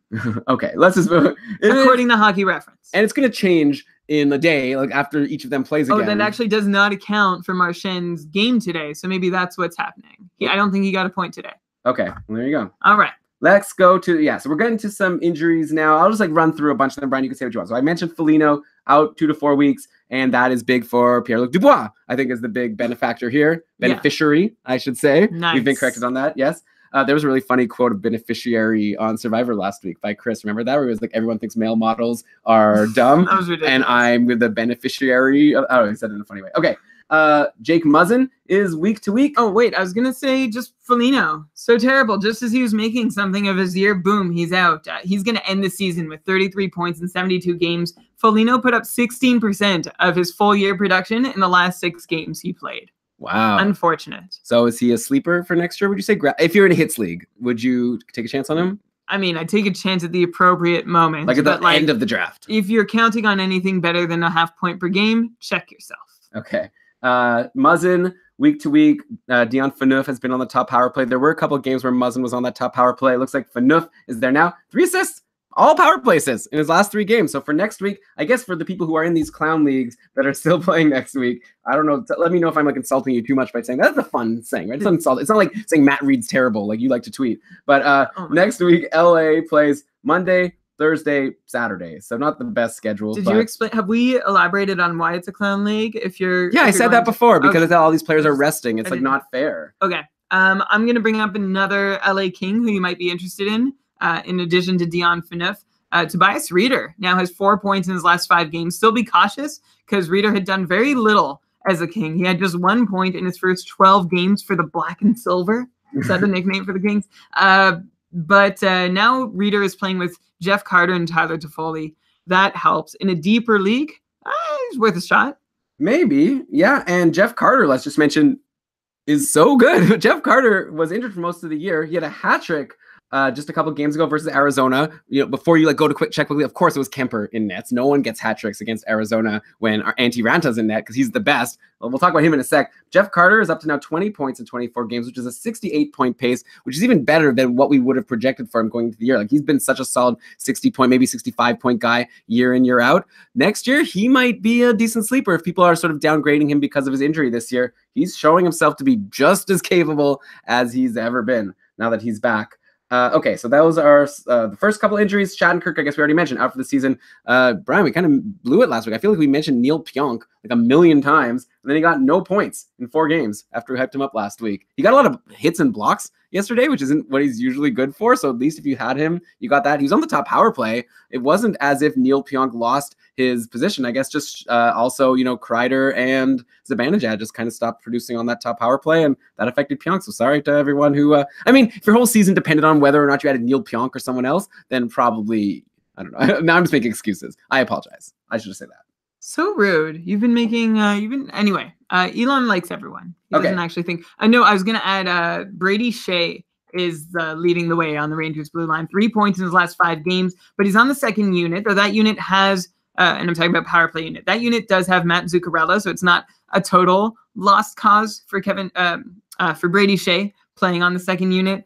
And he also played above 26 minutes on Saturday night. That's the 6th time this year that Brady Shea has done that. He's probably going to be someone who's used heavily going forward for the Rangers, but not necessarily helpful at all in points or fantasy value. Sorry for wasting your time. Yeah, okay. And again, like we already said, Kevin Shattenkirk is the guy who you might want to look at in your drafts next year if you get him at a very late value pick. Brassard is injured. He might be back next week before the playoffs start. Obviously, the Penguins have no reason to rush him back. It's going to be, again, Penguins and Columbus probably to start the playoffs. I remember feeling really bad for Columbus last year when they had such an amazing season just to run into the Pittsburgh Penguins while the Sens got some easy opponent. So all that to say, probably I think Pittsburgh will win. So if they play. Agreed. Okay. And especially if Brassard is back. Kessel had an injury scare, but he's back today. Next. How about Justin Schultz on power play 1 at the moment? He hasn't done a lot with it this season, but he did have a power play assist and 3 shots on goal in Saturday's game versus Montreal. Plays again today, so that game might be just getting started. No, he doesn't. He plays Washington today. I don't know. That's the game we're going to watch. Oh yeah, at the bar. That'll be fun. Yeah. KeepingKarlsson.com/meetup. It's already over. Okay. By the way, Chris Letang, though, has 4 straight games with points. So Letang is heating up. So look at that. Pittsburgh, Letang will be a really good playoff pool. If you think Pittsburgh is going to go far, Letang could be a really good sleeper pick because normally he's drafted really high if you like Penguins because he's their top defenseman, but he's had a bit of a cold season. We talked about him just recently, but he's heating up now. He had a power play assist in the last game. Sometimes Schultz gets the top power play time, but Letang, still a very talented offensive defenseman, and he would be a really good pick for your playoff pools, and we'll have one next week. Maybe I'll get him. Maybe I've just given away my really good pick, and I'm going to be playing against all these smart cupful winners. They're going to hear this. They're going to take him. Oh, well. Oh, well. I suck at playoff pools. Well, wait, it's so hard. We'll give some advice next week about how to do well in playoff pools and ignore everything I say. It's just, I'm going to say, pick a team that you think is going to win and get players from that team, and I don't know. Anyway, sorry. Oh, Brian, we started. I'm not sure. No, we're good. We're totally good. Elon is reacting to me showing him how much more we want to talk about on the show. So we started 10 minutes late. We're fine. Okay. We're doing great. Chill, everybody. Just relax. All right. Oh, we still have to also say all the people who won and lost their leagues. Rewind, relax. All right. Unwind, relax. Funny how Neuwirth came back for a game and then got injured right away. This guy has, I think it was a lower body injury, maybe a groin injury. I don't know. If it was a groin injury, it's a worse groin than Corey Schneider. He just can't stay healthy. So Neuwirth is gone. I guess now Mrazek played today. He was having a really good game. One of our patrons asked, should he play Mrazek? And we were like, nah, don't play. I think it was me and Jade were both like, I don't think so. That would be a bad decision. And then Mrazek was looking so good all game long. And then right at the end, he let in a couple of goals. Philly did win in overtime, but I'm glad that Mrazek didn't have a good game. And I was like, come on, don't play Mrazek over whatever the other options were. Michael Neuwirth, with all of this trouble he's having, he's lucky he's still got 1 year left on his contract. Otherwise, I don't know how likely it would be that another NHL team is willingly going to take him on with the mix of poor play and injury history. Elon, here's a question for you. Hit me. Who plays more NHL games over the next 2 seasons, Peter Mrazek or Michael Neuwirth? Mrazek, no question. Really? I feel like so bad. Yeah, but Neuwirth has also not been great, and he's going to be injured the whole time. Okay. Okay, I shouldn't say no question. It's a good question. Let's assume Neuwirth is healthy. Oh. I don't know. Yeah, I don't know what team is going to take a chance on Mrazek next year. Like, I feel like he's going to have to start in the AHL if he wants to restart his career. By the way, Brian, I don't know if he's even a sleeper anymore for next year since we're on Philly. Travis Konechny had this like beautiful goal today where he like passed the puck to himself, basically like over the stick of another player, then went and got it and scored. Goal and an assist. That's 47 points in 78 games for Konechny. Good chance he's going to pass 50 points this year as someone who wasn't even doing anything for a good stretch of the year. So I'm sure if we just look at after January, he was probably like point per game. You could look it up or whatever. Listeners, exercise at home. Konechny, so good. And he's going to be probably good for years to come, right? He is currently the best 47-point player in the NHL. Yeah, he's also one of my cupful MVPs. I actually added him and dropped him a bunch of times. I'm surprised Anthony didn't grab him from me. Anthony, sorry, here in the chat room for rubbing it in a little bit. Like, you have to understand, I know we sound like dicks, and me especially, because I won and I'm rubbing it in, but it's really like a big deal for me. It's the third year of the cupful, and it's my first time winning. It's like my league. Like, I finally won, and I'm just really excited about it, okay? So, I'm sorry. I'm going to keep talking about it probably for the rest of the summer. Also, all the players that helped me win, and Travis Konechny was a huge part of that. So reliably good for shots and goals, and even an assist every once in a while. Actually, not that many assists, but shots and goals. Elon, I'm also going to possibly revise my comment about Konechny being the best 47-point player in the NHL. You know who else has 47 points? Mika Zibanejad and Sam Reinhart and Jake Gensel. Would you rank Konechny above all three of those guys? No, not above Zibanejad. Yeah, because I think Zibanejad has played fewer games, so it's not really fair to put him in the same. Of course. Yeah. I think that there's, like what I said before, it's all about, like, is the player good because of who they play with, or because are they, like, Zibanejad's, like, you want the players playing with Zibanejad. Konechny clearly is benefiting from playing on the top line with Couturier and Giroux. No question. Like, Giroux's been on fire. Like, that's the real story here. I'm just saying Konechny because he's someone who's available in our leagues. Everyone who drafted Giroux loved him, and he's amazing, and we just don't have time to get into him. So let's go to the next injury. Anton Forsberg out for the season. JF Berube had been sent down. He's now back for the Blackhawks. Colin Delia came to start a game. He got injured. We all know the story, I guess, for hockey fans about how Scott Foster, some accountant that's 35 years old, came in and saved 7 shots, didn't let anything in. So that was cool and exciting. If you're in a clown league that has games next week, do you want, like, you don't want JF Berube. Like, let me take a look. Or no, it might be Colin Delia. Yeah, or like, he's healthy. He lost 5-0 at Colorado, which I think is not an unexpected result for Chicago with their, fifth string goalie. Delia is the 5th goalie to start a game for Chicago this year, and the accountant, Scott Foster, was the 6th goalie to appear in a game for Chicago this season. That is a lot of goalies there running through. Chicago has been just totally lost since losing Corey Crawford and Artemi Panarin and Nicholas Hjalmarsson and even Trevor Van Riemsdyk, and the list goes on. Chicago had a lot of exits, not too many people coming in who could replace those players. What an awful, awful year it's been for the Blackhawks. Yeah, is Jeff Glass coming back? I don't even know. Who cares? Also, Chicago next week plays St. Louis in St. Louis, then St. Louis and Winnipeg in a back-to-back on Friday and Saturday. So these are tough competitors. You don't want a Chicago goal. You have to be pretty desperate to spot start Delia or Berube or, I don't know, like Glass if he gets called up. Maybe if Scott Foster plays, then maybe go for him just because it would be fun. Yeah. Robin Lehner has a lower body injury. Like, he's having a tough career, right? Like, he had a good year last year, but he's always been injury prone. Last year he didn't get injured. Now this year it's happening again, and he's also had a tough year when he's been healthy. Chad Johnson isn't great, but he let in 4 goals yesterday, but it's still good enough to get the 7-4 win over Nashville. Buffalo is scoring some goals. Jack Eichel, 5 assists game. Ryan O'Reilly, like Reinhart, like who you just mentioned, like all the guys you'd expect to get points have been getting points. And so I think, like, I'd rather have a spot start from Chad Johnson if he plays over a spot start from one of those Chicago goalies, just because I think there's a good chance you're going to get a win. When you win 7-4 and you're Chad Johnson, I don't think you can exactly be proud of yourself. Robin Lehner, a restricted free agent this summer. Very curious to see how that plays out, whether he signs in Buffalo for how much, if his rights get dealt and what they get dealt for. He's a guy whose, like, future is really up in the air, and it could go either way. Like, someone could still think he's a blue chip goalie prospect, and someone else could think, well, we're not going to put any kind of investment in this guy because we just don't know what we're getting. It'll be fun to see where he goes and if he's a backup goalie or a starting goalie. I don't know where the starting jobs are. I'm also very curious to see where Antti Raanta goes because he's shown himself to be such a superstar. But we're still on injuries. We'll get to Antti Raanta.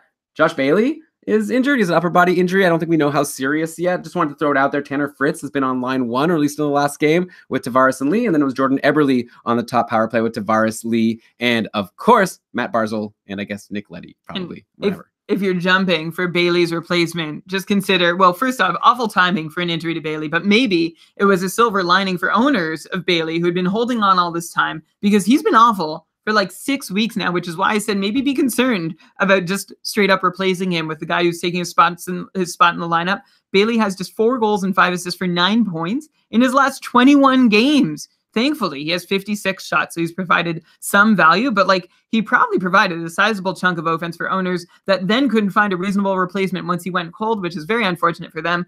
I'm not really sure why Josh Bailey is tanked so badly, and that's probably something we're going to look into this summer. Yeah, I mean, he's Josh Bailey, right? So he had a great run, and he was playing with great hot players. Like, but he's still been playing with Tavares and Lee. Like that line that he succeeded on was still together. Well, yeah, I think that we all have to say, like, Josh Bailey was overperforming. It was a great situation to be in. Anyone in that situation, and Josh Bailey's a good player, probably. Like, I'm not saying he's a bad player, but I just feel like the story, I'm pretty confident I know how this is going to go. It's like, it was in a great situation. They were hot. It was going well. At any time next year, if he's in that same situation, there's going to be runs where he goes hot. But at the end of the day, if you're making your whole season depend on Josh Bailey, like, you kind of have to know what you're getting into. He's not a superstar player, even though he looked like one for a couple of months for sure. Next, let's go to Colorado. So Varlamov out for the season. That sucks. He also has a bad groin. Speaking of people with bad groins. And Eric Johnson is out again, which is too bad. He came back. He was doing well, and now he's gone. So I guess Jonathan Bernier is the starter on Colorado, maybe going into the playoffs.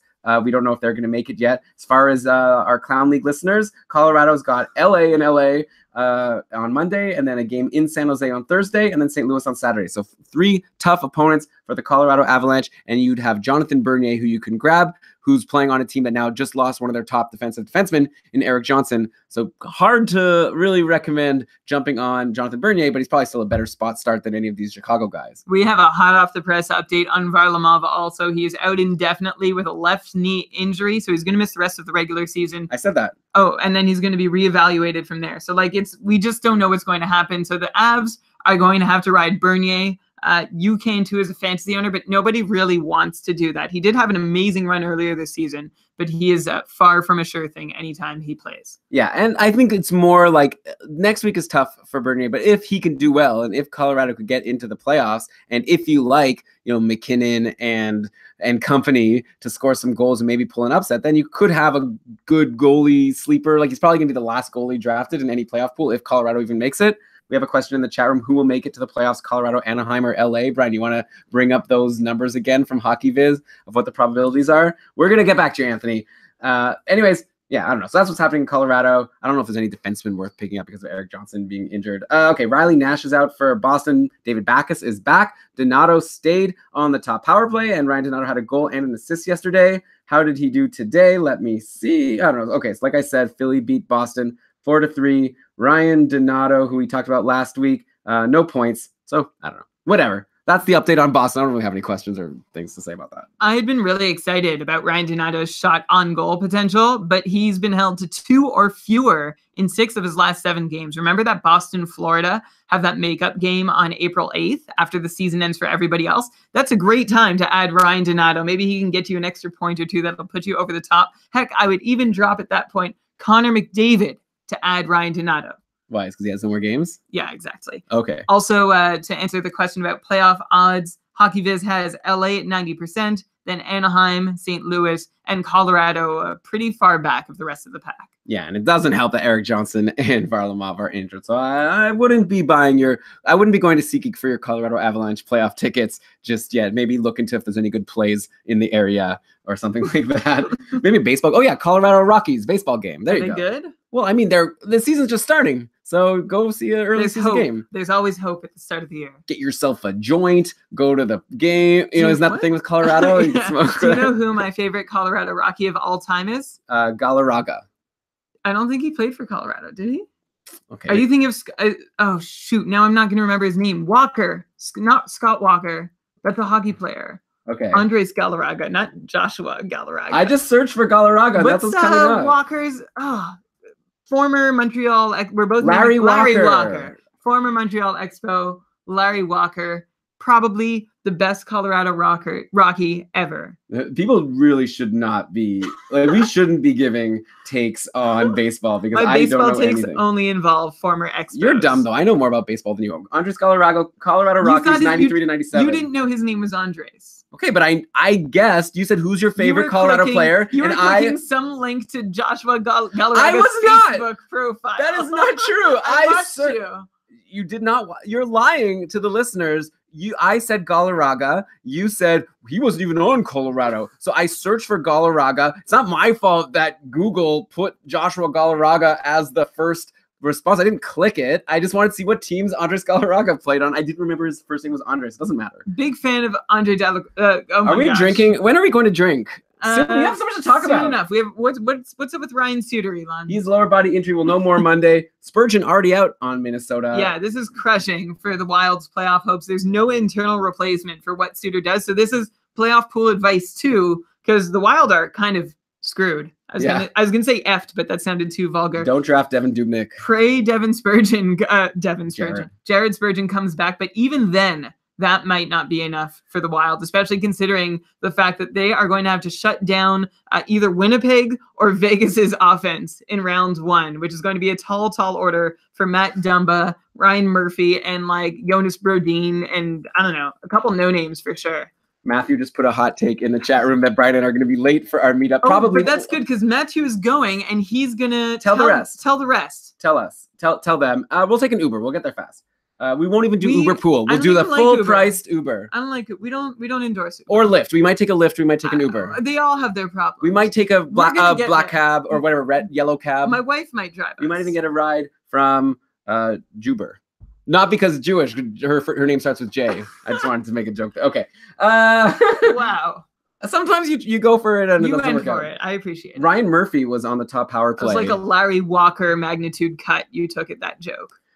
Ryan Murphy was on the top power play in Suter's absence yesterday, playing with Matt Dumba. So if you want a top power play defenseman, I don't know how valuable it'll be, but Minnesota has some good forwards. And if you have exposure to them on the top power play, Ryan Murphy in a deep league, I don't know. It's a guy. I don't know if he'll still be there next game. Arvidsson, undisclosed injury on Nashville. He might just be being rested because he is, like they're in the playoffs, like we talked about with Philip Forsberg, who was rested yesterday. I guess the big name there is Eli Tolvanen, line one, power play one.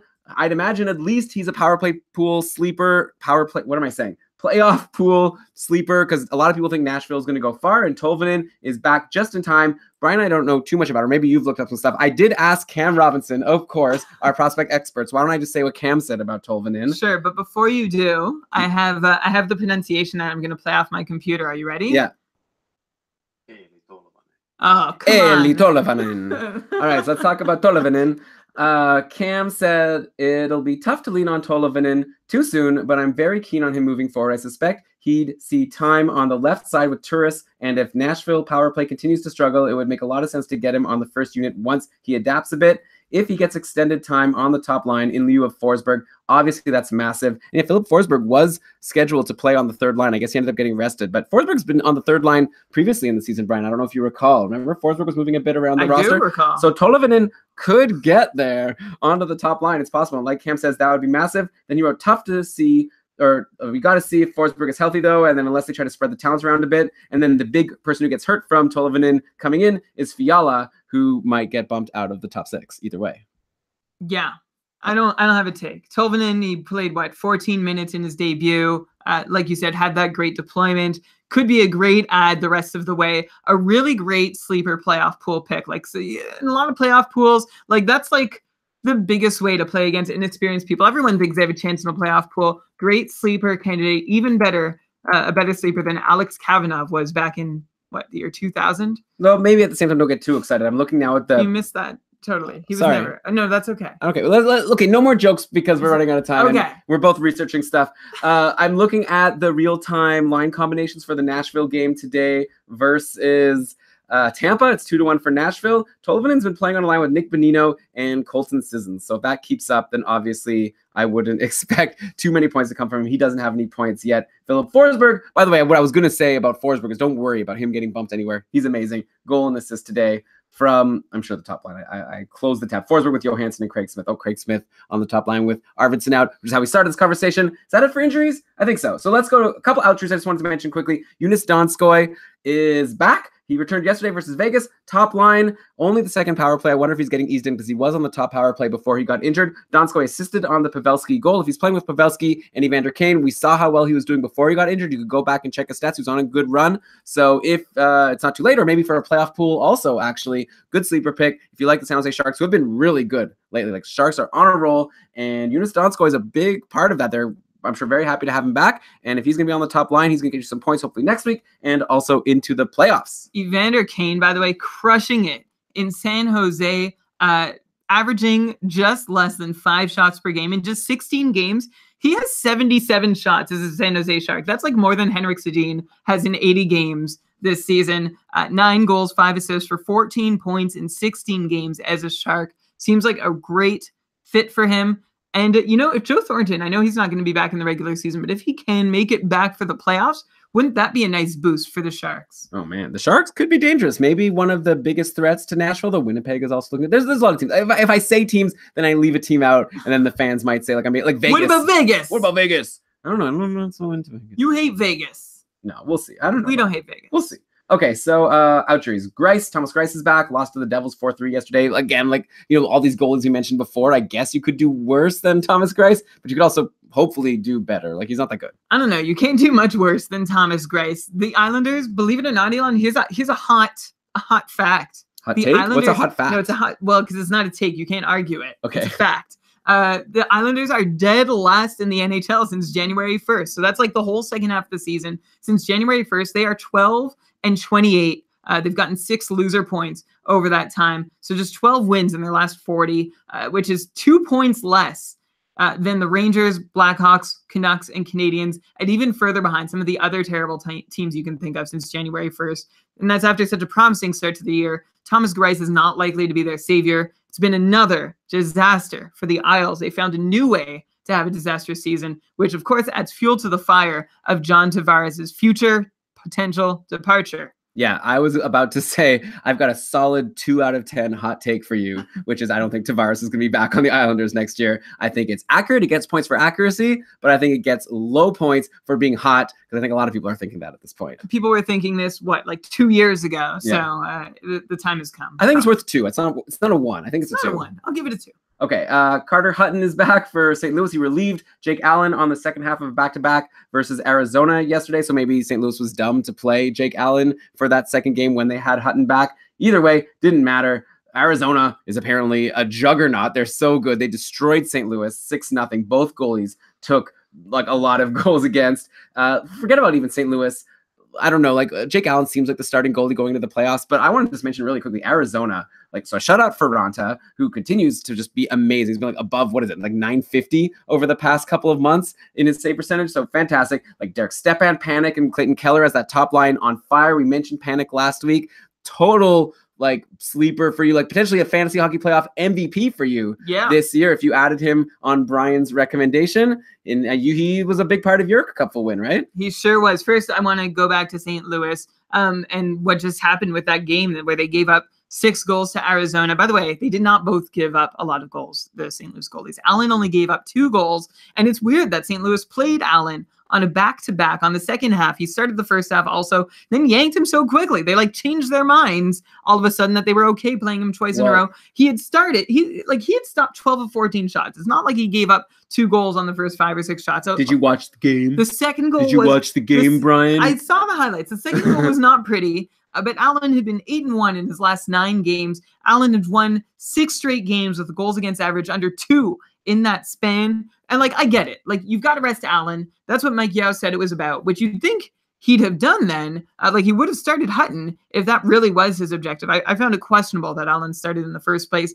And then they yank it. Anyway, whatever. In any case. Come on. What are you doing? Yo. In any case, I'd expect Jake Allen to be the guy down the stretch as St. Louis keeps battling for that final playoff spot. And then Richard Panik, 9 points in his last 9 games, 5 goals, 4 assists. So those 5 goals have come on 13 shots for a 39% shooting percentage. But he is playing on the top line and top power play. So yes, absolutely one of the potential MVPs of your playoffs in a deeper league. Yeah, and if you're in a league still playing next week, Arizona's got 3 games: Calgary, Vancouver, Anaheim, Tuesday, Thursday, Saturday. Take a look if you could fit in Richard Panik. And again, like Oliver Ekman-Larsson, by the way, like started the year strong, went totally cold, ending the year strong. So he's going to be a really tough guy to project for next year now. He'll definitely be a key guy that we discuss in our summer series. Even like Kevin Connaughton, by the way, has been good on Arizona. Like all of a sudden, Arizona's a team where you want to look at like, past the top couple of lines. Like Kevin Connaughton, 3 goals and 1 assist in those last 4 games. I'm sure that won't keep up. I won't even ask you. Some roster stuff. So we talked about Tolvanen. I wanted to mention quickly Casey Middlestat. He's played 2 games so far for Buffalo, 2 assists. He played with Okposo and Rodriguez yesterday. So he's another prospect guy we'll definitely discuss in the summer. Obviously, he's getting a little cup of coffee, and then he'll get his first full season in the NHL starting next year. Looking good so far, right? 2 points, 2 assists. Just when we thought the Sabres had stopped scoring, they have now put up 13 goals in their last 3 games. Nice to see Middlestat in on that. Nice to get a taste for what will hopefully be a solid rookie season next year. Yeah. And like I said already, like yesterday's game against Nashville, Eichel, 5 assists, amazing. Ryan O'Reilly, Reinhart, Ristolainen, Okposo, all had big nights. Great to have anyone on that Buffalo top power play when they score a lot of goals. And there were definitely a lot of power play points to go around. Brian Mike Couple team had 9 power play points yesterday. It was a close category until the end of the night. And obviously having Artemi Panarin and Rasmus Ristolainen, huge. Wow. Love my Couple team. It's sad to give it up now. It's sad that it's over. I have this beautiful team assembled. I wish I could just roll with it next year, which was a full keeper forever. I want to keep all these guys. Change the rules. You're the commissioner. Yeah, okay. Well, we are probably going to change the rules, but probably it's not going to be that you keep your team. Just to favor you heavily. Alex Georgiev, you talked about him earlier when we were talking about the Rangers. He got sent down to the AHL last week on the show. We were wondering if maybe he'd be a good guy to look into picking up for your fantasy finals. And Brian smartly said, with Pavlik back, probably the Rangers will just send down Georgiev, and you were right. So, that's what happened. Maybe we'll see next year. Like, he might be a good backup goalie next year, and maybe even someone who'll play more than a backup goalie, because Lundqvist has shown himself to maybe be losing a step or 2 or 3 or 4. Well, and I mean, his competition is Andrei Pavlik, who has had an entire career to prove himself and has not really done that. Pavlik is unrestricted next year, so the Rangers are not beholden at all to have him as their second guy. So if in my best Zoidberg voice, which I actually am not going to say, just going to bracket Zoidberg voice, why not Georgiev as the number 2 goalie next year? Just going to need to find a nickname for him that's easier to say than Georgiev. Just remembered that we still have to go through all these teams that won and lost. So, okay, I'm going to end right now. Thatcher Demko got called up for Vancouver. We'll see how he does next year. He didn't do well yesterday. He still got the win over Columbus. Jeff Carter, we talked about. I wanted to mention quickly, Will Butcher is on a 5-game point streak, and he has been getting top power play time, and Vatanen is pointless in 6 games, so I'm sure it's not a coincidence that Will Butcher is getting points and Vatanen's not. It's all about who's getting more exposure, I'd assume, to Taylor Hall, especially on the power play. So maybe it's not completely over in New Jersey. We'll see if they make the playoffs and what happens there. And for next year, maybe Will Butcher, he had been kind of forgotten in fantasy, but if you have your league still going next week, he's probably the guy you want over Sammy Vatanen at this point. And also I wanted to mention quickly, Paul Byron, top line and top power play on Montreal, and he's been doing pretty well lately. Gallagher, Duran, Galchenyuk, all doing amazing also. So if you can get games out of them in your final week, you should absolutely consider them. Okay, so let's cue up our sad music. A lot of teams, unfortunately. Are you going to read off my computer? I'm going to read off your computer. For everybody. Okay. So we're going to cue up our sad music, which isn't going for our live show, but I'll put that up after we get drunk at the bar with Matthew who said he's already drunk. Sorry, we're going to get there soon. Then I'll go in and edit the show. I'm not editing all of our little slip-ups, but I'll put in some nice, sad, happy Father's Day music, because we have to talk about all these teams who, it's so sad. If you made it all the way this far just to message us now that your team lost, that means you made it to as far as you can get. You got to final tribal council and then didn't get enough votes to be the sole survivor, and in this case, to be your league champion. So let us give some respect to the teams that we've lost along the way. So sad. So sad. And first off, before we even do that, I need to make a couple corrections for posterity. Last week, all Dzingel ladies, we talked about who deserves credit for that name, and it turns out it's patron Jeremy. I did an episode titled Dzingel All the Way around Christmas time last year. That's okay, but all Dzingel ladies is it's better. Head and shoulders better. It's better. So thanks to Jeremy, Ben, and Jean-Marc for reminding me of that. And also, Elon, we chuckled at the very last name we tributed last week, the Board Street Bullies. It wasn't a typo. It was actually a reference to an Irish message board. So shout out to that Irish message board. Irish message board. Is it? I thought out for sure you were going to say shout out to, and then like you had written down what it is, but you didn't. So why'd you even say shout out to if you didn't have a finish to that sentence? I think it was called boards.ie. You can type that URL in. You suck at this. And see if it takes you anywhere, and hopefully you don't get a virus. Not libel. Okay, by the way, you'll have noticed if you're listening that we didn't start the music yet, and that's because now in the present, I'm realizing we haven't started yet. So now let's start the sad, happy Father's Day music, and let us pay tribute to the teams that made it so far and then fell short. Freaks and Deeks. Stick it. And Brian, you probably don't want me to say this. So why'd you write it? Well, I just... Brian made me last week edit out like ones that we had said. Okay, there was one that referenced like domestic violence. Yeah, I'm not okay with that. I'm fine with you not being okay with us saying the name, but then don't write it in the list that I'm reading from. Okay, stick it in ... That still doesn't work. All right, sorry you lost. Hartford Whale Tales. Old Latrobe Hockey Club with a shout out to Alpha Male 33. Period. Housley's Heroes, who's a Sabres fan and said it's not bad enough. Their real team sucks. So did their fantasy team. Sorry. Open triangle bracket. Team name goes here. Close triangle bracket. Apes Together Strong, a reference to a very solid... Well, 2 of the 3 movies were very good in the reboot. Okay, probably not. Goldie's Goons. Cam Robinson's Crazy Joe Davola could not bring home the title this year. What? His team is so stacked. Remember at the start of the year, he actually he made a trade to even the playing field in the league because he had gathered too strong a team and people were getting mad at him. Okay. So I guess this is a consequence of that. Oh my God. I hope there's a good second prize. Still an expert in our eyes. Cam Robinson knows the most. If he lost, there must have been some really bad luck involved or an injury. I'm sure there's an injury involved. We'll have to talk to him in the summer and see what happened there. And by the way, I just don't like these sequel upon sequel upon sequels. Come up with an original idea. That's all I'm saying about the apes and about. It was really good. Sure, I'm sure. Okay, what are we doing here? Coochie's team. Father of Dragons. Yager's cat. You want to read the context? I never do, but I guess you do. Well, the honor is actually that's Jeff's team. Rene had 3 of his 12 regulation losses all season during this 2-week final, including that drubbing versus the Sabres that really did him in. You read the next name. Jeff Good. He's our auction pool expert. Made it to the finals in tier 2. He still is going to get promoted to tier 1.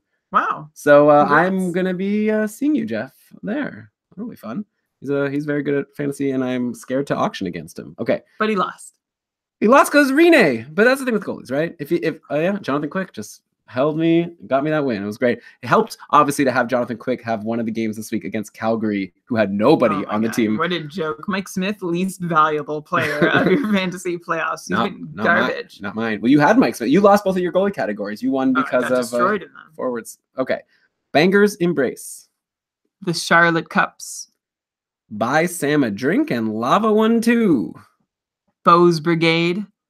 All men are McDavid equal. Oh, I'm sorry, Anthony, that I took you out. And by the way, he got the bye. He was #1 in the league almost all season long. I'm going to give him a proper tribute. He had a really strong team. Tribute, or you were just rubbing salt in the wound at this point? He managed his team extremely well. He was the scariest team. In the end, actually, Dustin's team ended up overtaking him in the last week to get first overall, which Dustin regretted because then he had to play me in the semifinals. But yeah, Anthony, just a strong team. I really thought he was going to be the toughest. And he was very tough, but not tough enough. And I'll shout out Filthy Animal, who finished runner-up in tier 1 of the Cupful this year. To me. Okay, now let's get turned. Let's turn on the music, not celebrate good times. It is Dr. Mario time. And it's not the it's another song. It's like da da da da. Yeah. And now you still get to hear me sing it, and it's probably not in sync with the actual one. So it probably still sounds ridiculous. So hopefully people got what they wanted with that. Let's get started and celebrate the teams. Winning your fantasy pool is so hard. Let's make sure that people who are listening to this podcast are obsessed with fantasy hockey. We appreciate it so much. And a lot of people who listen to this podcast, you think they should all win their pools, right? Someone who cares that much. And it's still it's so hard because you're playing as 12 14 people sometimes, and only one can win. You probably have a whole bunch of good players and know what they're doing, and they just lose because of bad luck or just like your opponents were good. So these people, like, I want you all to just like raise a glass to yourself or pat yourself on the back or whatever you have to do. Like, you deserve this. Sometimes I find like when I lose, I'm like disappointed forever. And then when I win, it's like the next day, okay, I won. What's next? You know, like revel in your victory. You worked hard for it. Congratulations to, let's start, check your Ehlers. It's an ideology pun. I don't know. We'll check your ear. Okay. Sticks out for Harambe. What do you mean check what's audiology? I don't even know what that is. It's like hearing, like checking your hearing. Oh, I see. Oh, check your ears. Check your Ehlers. That was good. I like that. Didn't we have a sticks out for Harambe last week that lost? Probably more than one. Okay. The Queen's Neglect. The Big Red Machine. Wood Kachucks. A League of Her Own. Puck Me In. Brad Marchand's Nose. Mighty Matildas. DJ Z-Bad. Sachi's. Yes, Compo. Top Seed. Team Illuminati. The Mike Madonos. Blades of Steel. That's Joe. He's a guy who I've played against in previous couple matchups. Way to go, Joe. Good on you, Joe. Brock Best Monsters. Bates United, who are champs of the BKL. Congratulations, Bates United. Rocky Mountain Extreme. Ovechkin likes Alexander. Okay. That's what I'm going to do for that one. Carey Price. How? Yeah, I think, well, there are dollar signs before each part, so my interpretation is Scary Sprice. Okay, that's like fine. Like Spice Girls. If you had Carey Price and you won your league, you are a brilliant genius. Eichel Tower. Classic. Stammer Time. I should have said stop. Okay, you get it. Dog in his kennel, going back-to-back in the Windsor hockey pool. Way to go. Dumbledore's Army. Bucket Flow, back-to-back champs. The Holy Machinas. That's like what were you doing? I'm just gonna do different voices. Okay, I think that's like a Rick Jenneret reference. I don't know what that is. Holy Mackinac was his like call when someone scored. I just wanted to do some different voices. Crosby Estian, 87. Oh, the Queen's Neglect. Oh, I think we already got them. All right. Twice. I hope you won twice. New Team 7. Why didn't you name your team? Good for you. Okay. James Tiberius Howard solves the Kobayashi Maroon. Which is a Star Trek reference. Yes. Do you know that? I know that. I didn't know it. It's a Maru. Yeah. Fear and Loathing. The Carolina Statesmen and Shack Attack and the Carolina Crusaders. One guy won all these leagues. 3 of his 4 leagues. Way to go, Ted. And he keeps Karlsson, and he wrote us a very nice note thanking us for the, I interpreted it as a thank you, and said he's probably going to become a patron this summer, which we will remember to talk about at the end of this list. Yes. Burnt Toast and Hot Cocoa. 2 leagues, 2 first place finishes for the same very happy person. Congratulations. And also, all the single ladies, all the single ladies, all the single ladies. Sod Soggies. Brian won't know this reference, of course, because he only watches like old weird shows like 30 Rock. 30 Rock's actually a good show. But anyways, I'm Pickle Rick Nash. I get it. Like I'm aware of pop culture. Okay. That has made it into my viewpoint, whatever. Mm-hmm. And congratulations to the Tier 2 Cupful winner, retaining Tavares. Woo! One of the best keeping like a lot of people riff on, like we've had keeping Kopitar. We've had a few good riffs on keeping Karlsson, but retaining Tavares is a very good one. Oh, I was about to say that I kind of regret the name and it was stupid, and I wish I could have changed it halfway through the season. I mean, it's not great, but in terms of like how well it riffs on our podcast name. Yeah, I guess next year I should probably come up with something a little more creative. And I guess not a creative name, but I guess you have a story behind this. This has been your team name forever, but the Cupful, Keeping Karlsson, also Patron Fantasy League, Tier 1, ultimate champion, over 200 competitors in the Cupful, and only one person can win Tier 1. And this year, that person is Brian Com and his Flamingos. Thank you. That was a really nice lead up. I'm actually frantically checking the scoreboard now. I think I'm good. It's not official. It's a little I don't want to attempt fate. Brian, you won! All right! Stop being annoying. Yay! Congratulations to everyone who won their league. I love that finally we have a nice long list of people who listen to the show and won. And I hope we'll get to add to it next week. Yeah, for sure. So congratulations to everyone. Before we close things out and go to the bar, which we are very, very late for, we have an announcement about our patron program. For all of you who are patrons of the podcast and have supported us all year long, we thank you so much. We really appreciate it. It's what keeps us going and making these shows. So for the summer, you could downgrade your patronage to a single dollar, any amount, starting now, whatever. All right. Whatever. So we give up like a few dollars. Okay. If you want to keep it $5 for the rest of the month, we have a lot of shows coming this month. But even if you want to decrease it now, you will still have access to all the patron perks, even some patron perks that you might not currently have access to, because $5 patrons haven't had access to our Facebook community. No longer. $1 is going to get you everything. We're actually potentially going to be moving our community away from Facebook, but for now it's still on Facebook, and we'll definitely be talking to the patrons about that. But yes, you're going to get any bonus episodes we do, access to our Facebook group, early information about the cupful, which we'll be discussing for next year. So, and also just that warm, fuzzy feeling of knowing you're supporting a fantasy hockey podcast. I know it's the summer. I know you're thinking, why should I support these guys in the summer? But like, throw us $1 a month. It's not because we want your $1 a month. Make it 50 cents. I don't even know if that's an option. Make it $1. Like, but anyways, you know what I mean? Like, we just want to have you so we can talk to you and convince you that you want to stay patrons for next year, because we're going to have a huge season. If you liked this season, I had a blast this season, by the way. I should just mention it. We're going to do another episode next week, so we don't have to go full retrospective here. Just to say, we would really appreciate you sticking with us. For those of you who canceled your patronage, fair enough. Like maybe $5 a month is a lot when you're not even playing fantasy hockey, but consider coming back for $1. I don't want to beg too much, so I'll just say keepingkarlsson.com/patron. Right now, it doesn't say any of this, but we'll change it soon. And regardless, just if you put in $1, we're going to give you everything. It's true. Okay. I don't have anything more to add. I'm ready to close out the show. So with that, thank you everyone for listening. Congrats again to all these winners, and thank you everyone for keep sticking with us all year long. Again, I said no retrospectives, so why don't we just cue the outro music? And Brian, why don't you go ahead and read us the credits? All right. This episode of the Keeping Karlsson Fantasy Hockey Podcast was researched with help from Dobber Hockey, Frozen Pool. Oh no, it was presented by Dobber Hockey and supported by our patrons. It was researched with help from Dobber Hockey, Frozen Pool, Dobber Prospects, Corsica, Natural Stat Trick, Charting Hockey, HockeyGoalies.org, Hockey Reference, Hockey Viz, Hockey Database. Roto World. I just changed my tab. Roto World. Elite Prospects, Roto World, and Fantrax. And Elon, this is also where I usually thank new patrons who have joined us. And, but it's too late. No, I want to shout out to Sean. Thanks for joining us. Yeah, a late season patron. That's very rare. So thank you for joining us so late. Hopefully some other people will consider it. And by the way, don't forget to join our FanDuel, I guess our last regular season FanDuel contest this Tuesday. Sign up, fanduel.com/Carl, and we'll all play against each other one last time. We'll see who's the ultimate FanDuel champion of Keeping Karlsson listeners. All right, great job as always, Brian. It's been really fun hanging out with you. We're going to keep on doing it over at the Clock Tower.